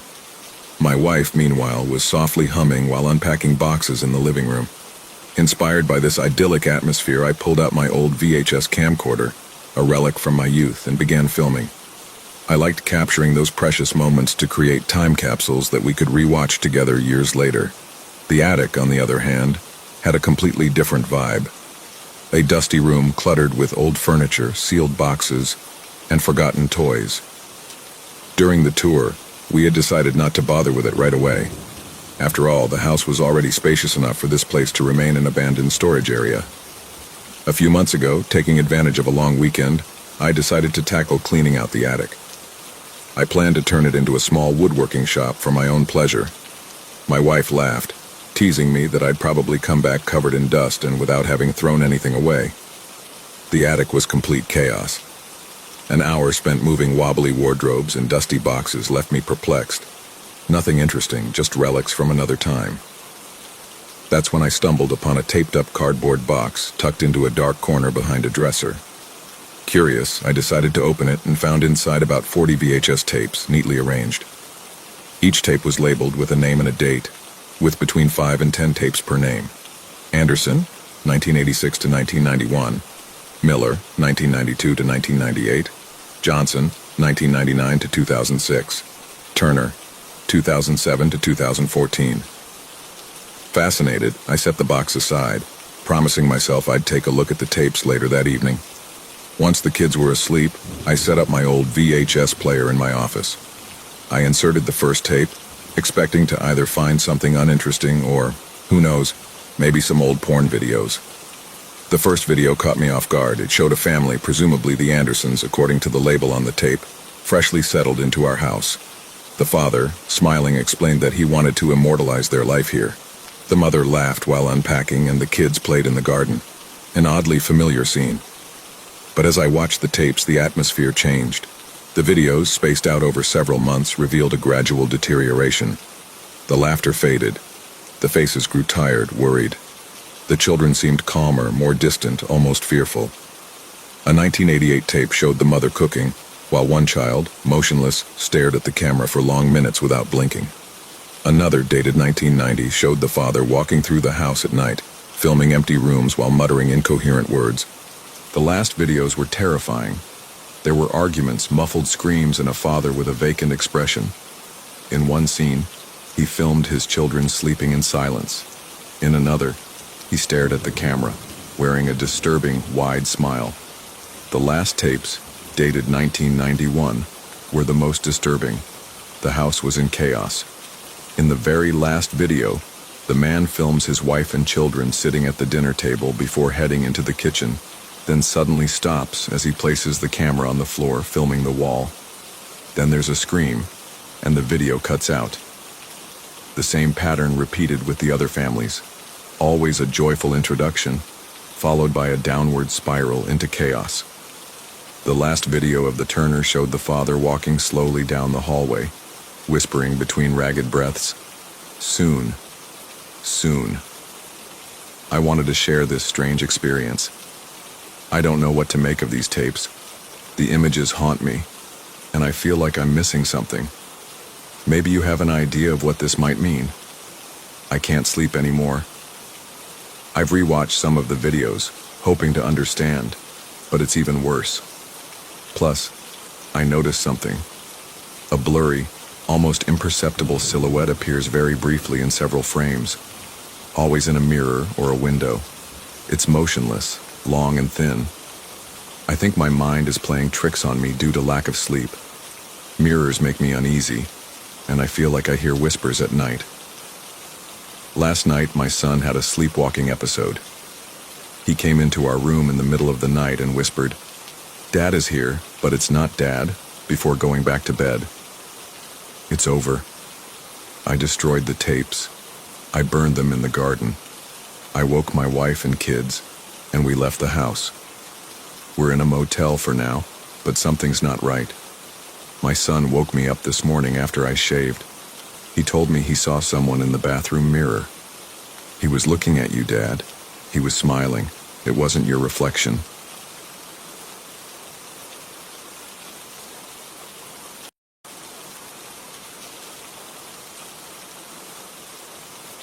The barking pierced the night again, slightly closer than the night before. It began each night around 2 a.m., seemingly from a small pack of dogs, and with each passing night it grew closer. Struggling against the suffocating heaviness of sleep, I reluctantly slipped out of bed and moved to the window. Half expecting to see the eerie glow of eyes or menacing figures, I was instead met by the dark, impenetrable forest bordering our home. The trees, swayed by a gentle wind, cast ghost-like shadows in the moonlight. With a deep sigh, I closed the blinds, a shiver of unease crawling up my spine. Jen, stirred by the disturbance, sat up. her face etched with worry in the dim light. "The dogs again?" she asked, her voice heavy with sleep. "Yep," I replied, my annoyance tinged with an underlying dread. We had lived on this secluded property for nearly 20 years. Although our nearest neighbor was about 3 miles away, the place had always been a quiet haven. After our son moved to the city, the nights had grown even quieter, interrupted only occasionally by the distant hoot of owls. The barking had begun just a week ago. Initially so faint I had to strain to hear them, but like clockwork at 2 a.m. their barking would fill the night, only to cease abruptly an hour later. One night, convinced the source was right outside, I armed myself with my shotgun and turned on the powerful spotlights around our house, illuminating the yard as if it were daylight. Yet nothing appeared. The barking was unrelenting. Listening closely, I could make out distinct sounds. One bark tinged with cruel laughter, another a low mournful howl, and yet another resembling a whimper. As I concentrated, the underbrush near the forest's edge began shaking violently. I fired a warning shot, and the noises hesitated before fading into the forest's depths. After ensuring the barking had stopped, I turned off the lights and headed back inside. Jen, peering through the blinds, jumped when she saw me. "Damn it, Jack, you scared me," she exclaimed, her voice a mix of relief and lingering fear. "Sorry, love," I apologized, securing my shotgun and embracing her. "I should have given you a heads up. I know those dogs have got you on edge." She leaned into me, her grip tight. How could they not? Why do they start at the same time each night, and why are they getting closer? It's really starting to freak me out. I shared her concerns but tried to keep calm. "How about I check it out at dawn? Maybe I can find something," I suggested, hoping to ease her worry. She was hesitant but agreed, somewhat reassured by my resolve. The next morning I took my shotgun and headed toward the area where we had last heard the barking. These woods, a place where my son and I had spent countless hours hunting and exploring, felt different now. The familiar paths, slowly being reclaimed by nature, still bore the imprints of our past adventures. Lost momentarily in the beauty of the forest and memories of days gone by, I was jolted back to reality by a putrid smell of decaying flesh. Unable to locate the source, I continued deeper. Soon, I discovered clumps of dark black fur in the brush, young trees bent and broken, and numerous scratches on older trees. But it was the tracks that stopped me cold. They resembled those of a dog, yet were aligned too perfectly, too methodically, as if mocking the natural gait of an animal. Feeling watched, I hurried back home. Jen was waiting on the porch, her face written with concern. I relayed my findings, the unsettling tracks, the fur, the smell. It all seemed bizarre. "We should call animal control, Jack." "Honestly, we should have done it sooner," Jen suggested. I nodded and we called them. They promised to send someone the next day. Relieved, we prepared for bed, but exhaustion from the day's events quickly pulled me into a deep sleep. I was abruptly awoken by loud snarls, growls, and the deep barking of dogs, this time inside our house. Jen and I bolted upright. I grabbed my shotgun as the sounds of barking and whimpering echoed off the wooden floors. I quickly turned the bedroom door lock, securing it with a decisive click. But no sooner had the lock clicked into place than scratching erupted on the other side. The sounds were frenzied and desperate, accompanied by intermittent barking that now mixed with wet, heavy panting and what sounded disturbingly like mocking laughter. The chilling cacophony pressed against the thin barrier of the door, sending shivers down my spine and setting my every nerve on edge. I hurried to the bedroom window, peeking out and checking if the coast was clear before grabbing my keys. "We've got to get out through the trellis and make a run for the truck," I yelled over the noise, trying to keep my voice steady. Jen, clearly terrified, nodded and climbed down the trellis first. I followed closely behind her. Just as I reached the bottom, a loud snap echoed from above. My heart raced, and I looked up instinctively towards our bedroom window. A dog's head peered down at us, silhouetted against the pale moonlight. Though unseen, its eyes felt as if they were boring into mine. We dashed to the truck, our feet pounding against the gravel. As we peeled away from the house, the sounds of barking faded. We drove silently until we reached a lone gas station miles from our home. Catching our breath, the reality of our escape began to sink in. Jen looked at me, her face pale, eyes wide with lingering fear. "What kind of dogs were those, Jack?" "How did they get into our house?" she asked, her voice trembling with the weight of unspoken horrors. As the events replayed in my mind, the sinister tracks, the grotesque silhouette of the dog head, and the chilling sounds behind the bedroom door, I realized the gravity of what we had witnessed.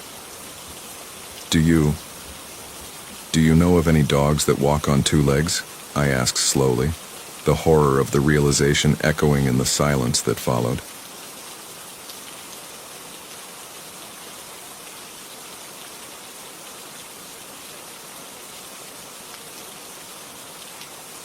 Marty was my father.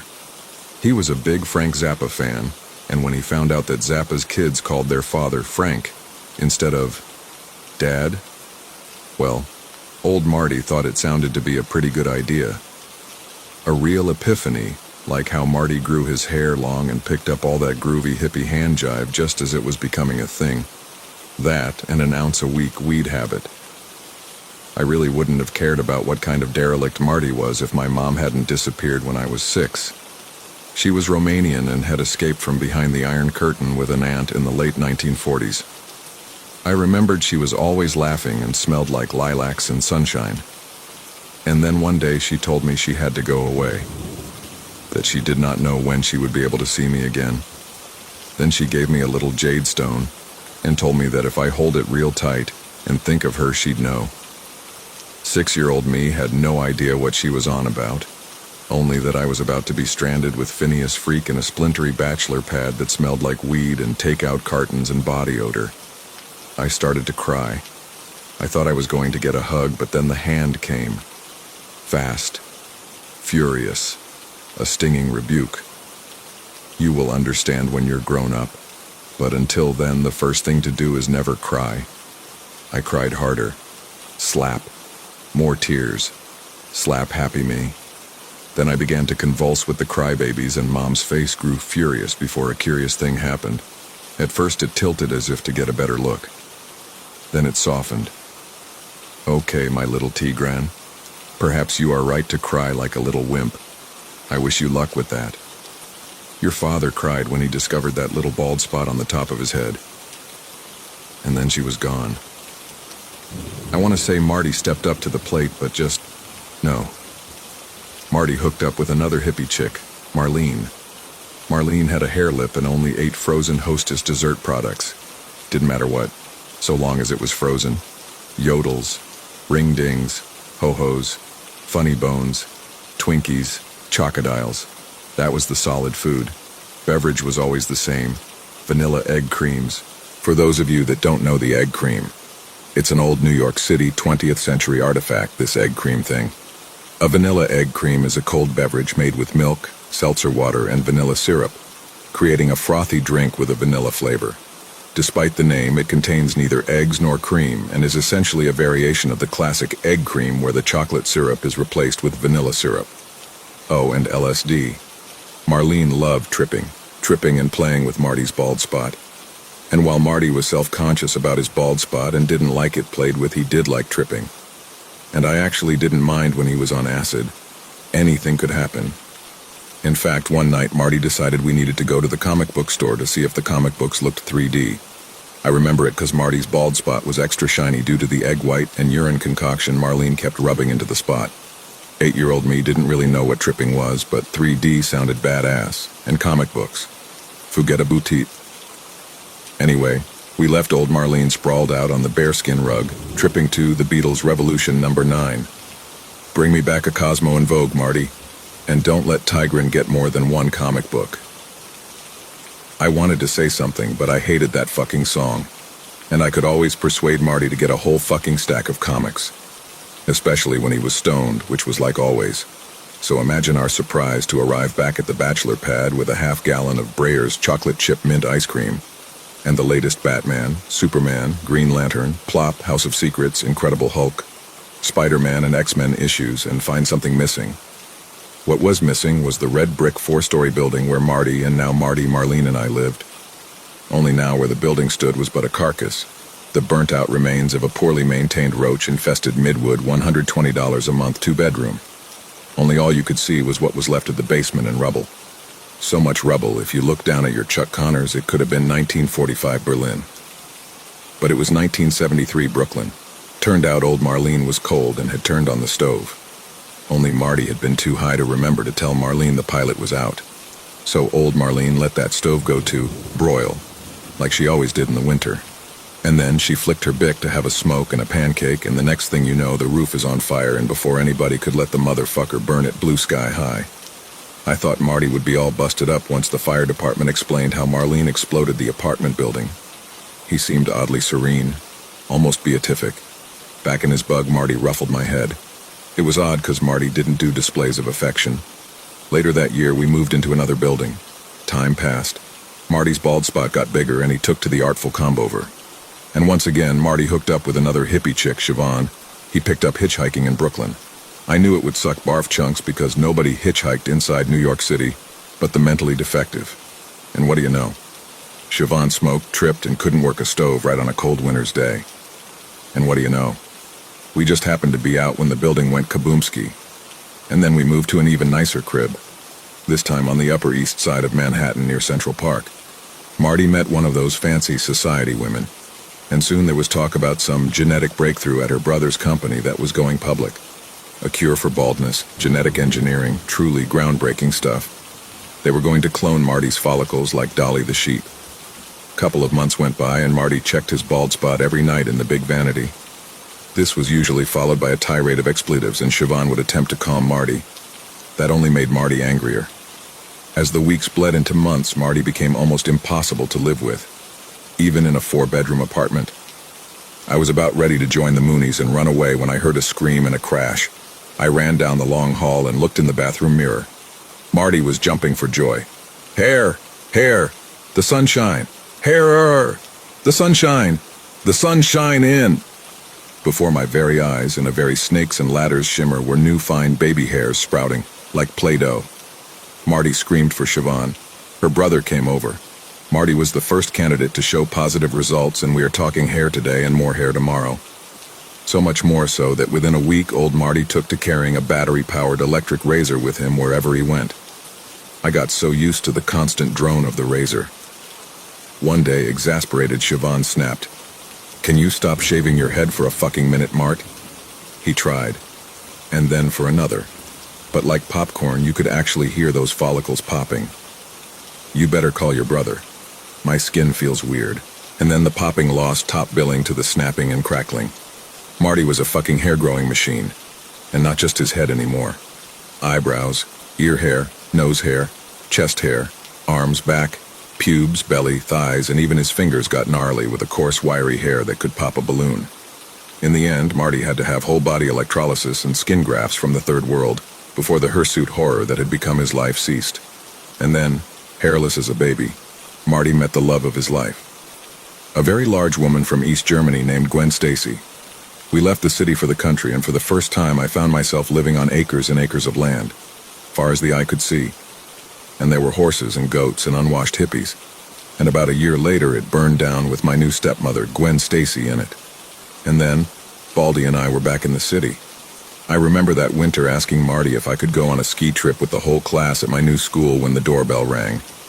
Marty did a final toot from the mirror and walked down the long parquet-floored hall to the front door. I continued watching MTV. I heard a commotion, but the hallway was so long. "Son?" I whipped my head around. Marty always called me Tigrin. My jaw dropped. I felt a sinking in the pit of my stomach, but it was nothing compared to the hole the wooden stake in Marty's chest was going to leave. "Son?" Marty looked down at the stake protruding from his chest. There was a lot of blood already. Marty opened his hand, and there in the palm was a small and oblong jade stone. It fell from his palm to the white and red with blood-spattered, bone-white shag rug.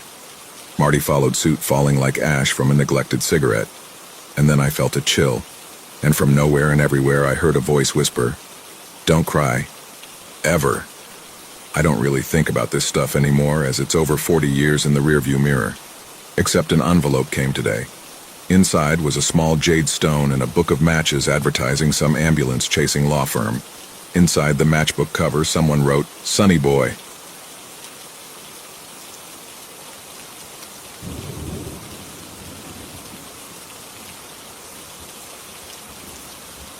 Rule 1, don't leave the bounds. Rule 2, always be cloaked. Rule 3, no more than 3 days.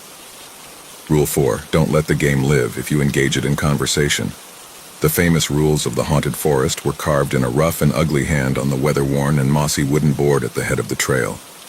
A wooden fence about hip-high ran along the periphery of the forest on either side of the trail entrance. The haunted forest.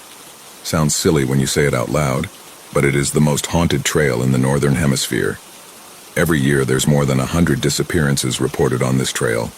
You would think that should be enough of a deterrent for the tourists thronging to this trail. But as capsaicin showed, evolutionary deterrents sometimes have the opposite effect in the modern world. I've always been interested in the supernatural, and I love me a good horror story. But this is the first time I got to visit an actual haunted place. On my 30th birthday, my best friend Casey and I made a plan that we'll visit the haunted forest for our vacation in September. We chalked out all the details, contacted the local guides, and planned our 3-day camping itinerary. We were both so thrilled for this trip. Then 2 weeks ago, during the final prep for our trip, Casey got into a freak car accident. He broke both his legs, his right arm, and several ribs. He could have easily died. Thank God and John Hetrick for airbags. I nearly canceled the whole thing as it made no sense to leave Casey in the state he was in. But he convinced me to take the trip for the both of us. If I'm being honest with myself, I guess I even convinced myself that I'm doing this for Casey, and not just because I was so looking forward to this trip. In either case, here I was, and my first impression of the forest was underwhelming. It looked like a regular old forest except for the fence. I suppose even fenced forests aren't unheard of. But as we got closer to the trail, it felt like there was a vague melancholy radiating from the forest. Maybe it was all in my head. Maybe it was just the mist. It was misty 300 days of the year in these parts. As we got to the trailhead, the guide stopped and said, "Okay, let's go through the details again. Don't lose," he prompted, waiting for me to respond. "My GPS, it's my way back." "Good. Always follow the rules." "All the rules," he stressed. "Don't be an idiot, tourist. We've nearly hit the quota for our missing persons this year. I don't want us to outperform last year." I've been meaning to ask, what's up with Rule 4? I always found it so strange. "Are the animals possessed?" I asked. "Don't know, don't care. You shouldn't either. It's in the rules and you follow the rules if you want to live." "Relax, I got this," I said. "You were supposed to be 2 people. I don't like last-minute changes. There's enough chaos in this place without the tourists bringing their own. If you ever get too scared, stop and build a tent and stay inside. Give it at least an hour inside the tent and turn back. Follow the GPS back to this location," the guide continued. "Sir, yes sir," I said in jest. "Good," he said, either ignoring or completely missing the joke. "Here," he said, handing me a whistle. "This can help repel smaller predators should you encounter any. Remember, this is still a forest, haunted or not. Good luck and see you in 3 days." I nodded him a quick thank you as he was turning away and tucked the whistle in my cloak pocket. I turned toward the forest and took a deep breath of the fresh air before stepping onto the trail. That was the moment my life irreversibly changed. That step was my last act of free will. Of course, I did not know that at that time. At that time, it felt no different from the 1,000 steps before that got me to the trailhead. The first hour on the trail was remarkably unremarkable.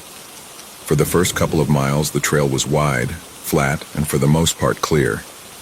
I felt no sign of life around me at first, natural or otherwise, aside from the ambient buzzing of the cicadas. As I walked on, the trail got narrower, with ancient trees closing in on the path from all sides.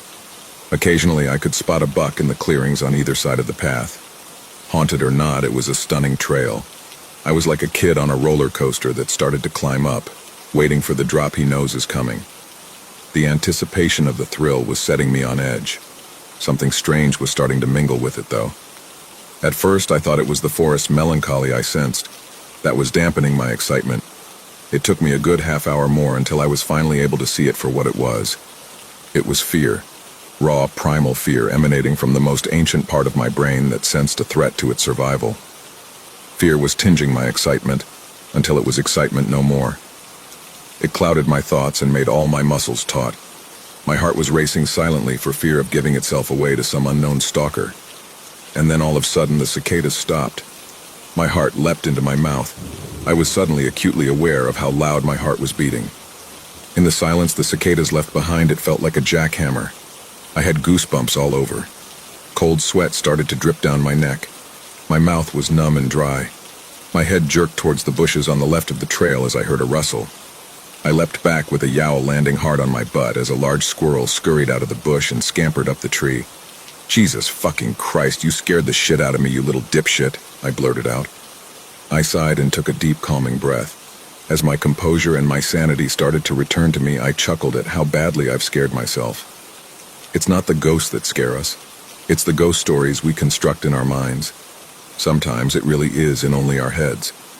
I set my backpack down and got my water bottle out.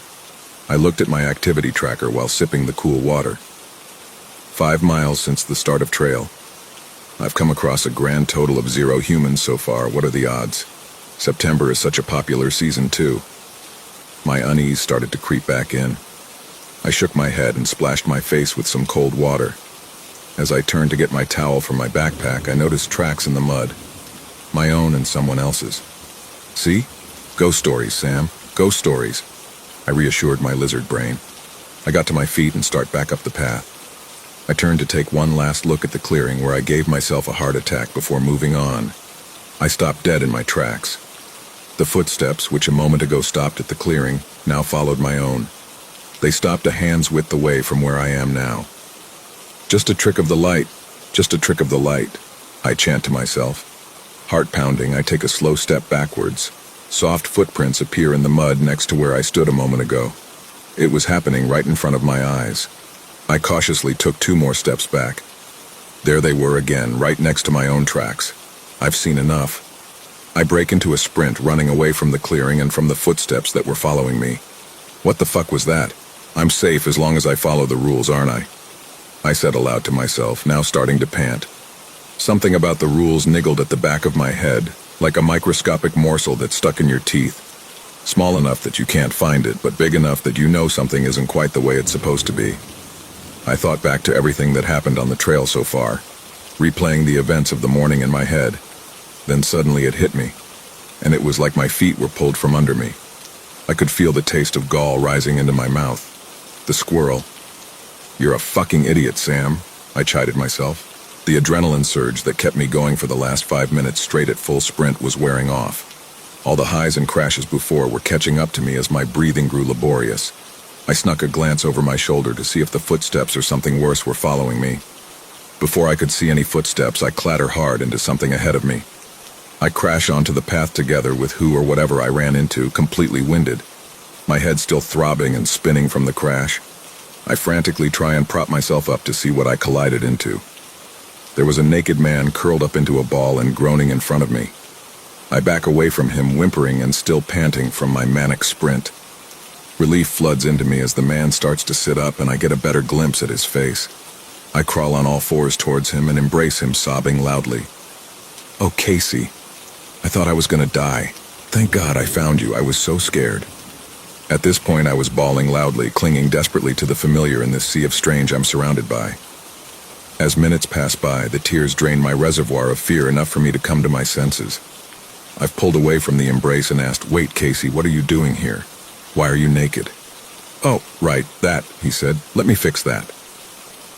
In the next second, Casey was dressed in the exact same outfit that I had on, down to my backpack and boots.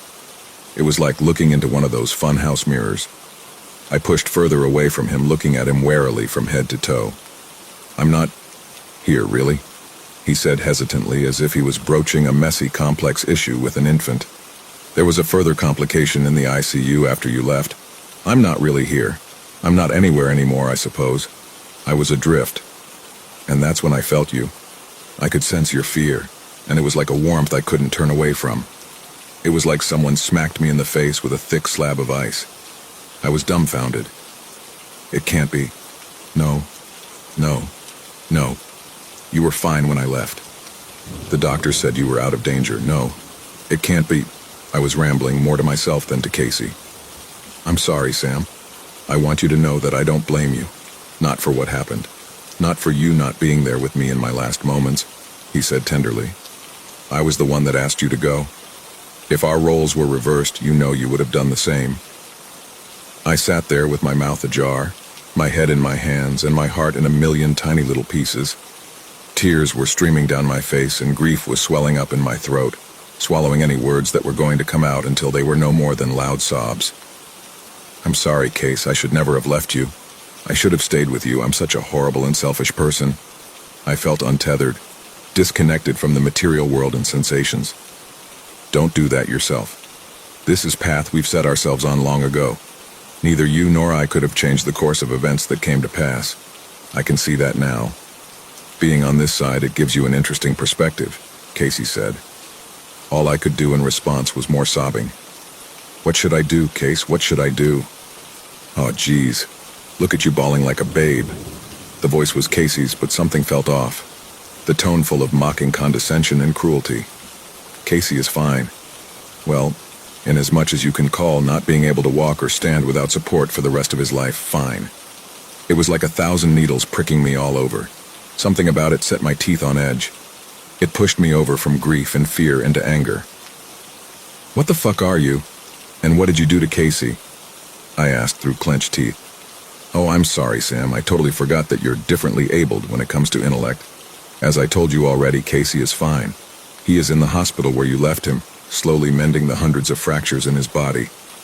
As to what I am, that's a very complicated question to answer, the stranger cruelly replied. Are you a demon? You lying piece of shit, I seethed. How original, the entity spat back. No, I'm not a demon. If I were to dumb it down for you, I guess you could say I'm an immortal celestial being responsible for governing the ever-expanding universe. That strangely took out some of my steam. I felt for a second like a bacterium angry at the sun.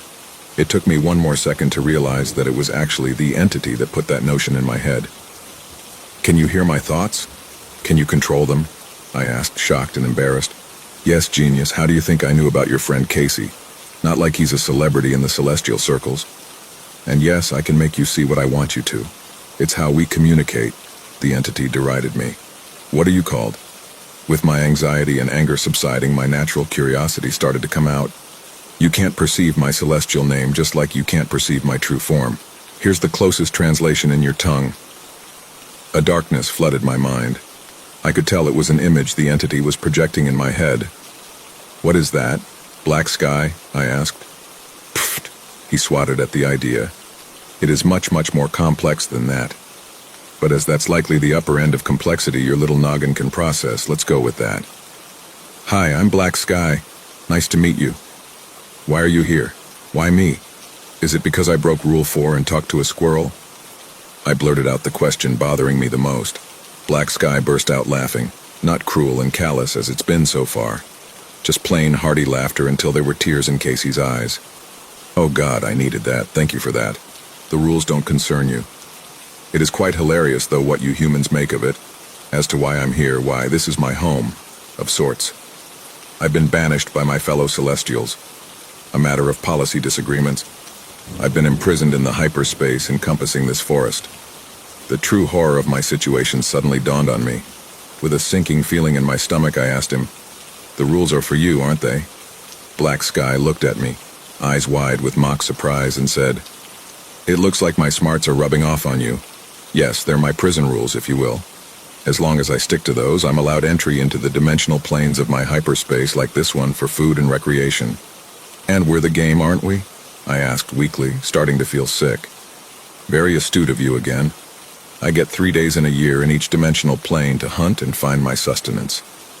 The thought of being torn limb to limb and devoured by this evil in front of me broke me anew. Is it going to hurt when you... I asked, sobbing. Eat me. You won't feel a thing, my dear Sam. When someone gives you candy, it's not the wrapper you savor. I care nothing for your flesh, it is but a wrapper. And what's underneath? That's mine to savor for an eternity. Well, not really an eternity, but it's close enough as far as you're concerned. We're going to have a lot of fun together, Black Sky said with an evil glee on his face. I've been here ever since, trapped in this hyperspace, seeing what he wants me to see, playing out whatever scenarios he laid out for me. Sitting here talking to you, I've no idea whether you're human or one of the trapped, like me, or another one, his cloaks. What's worse, I've come to realize I no longer care. Whether I'm bait, entertainment, or food, I no longer have any say in the matter. I've lost any naive, misguided notions around free will a very long time ago. If you're smart, you will too.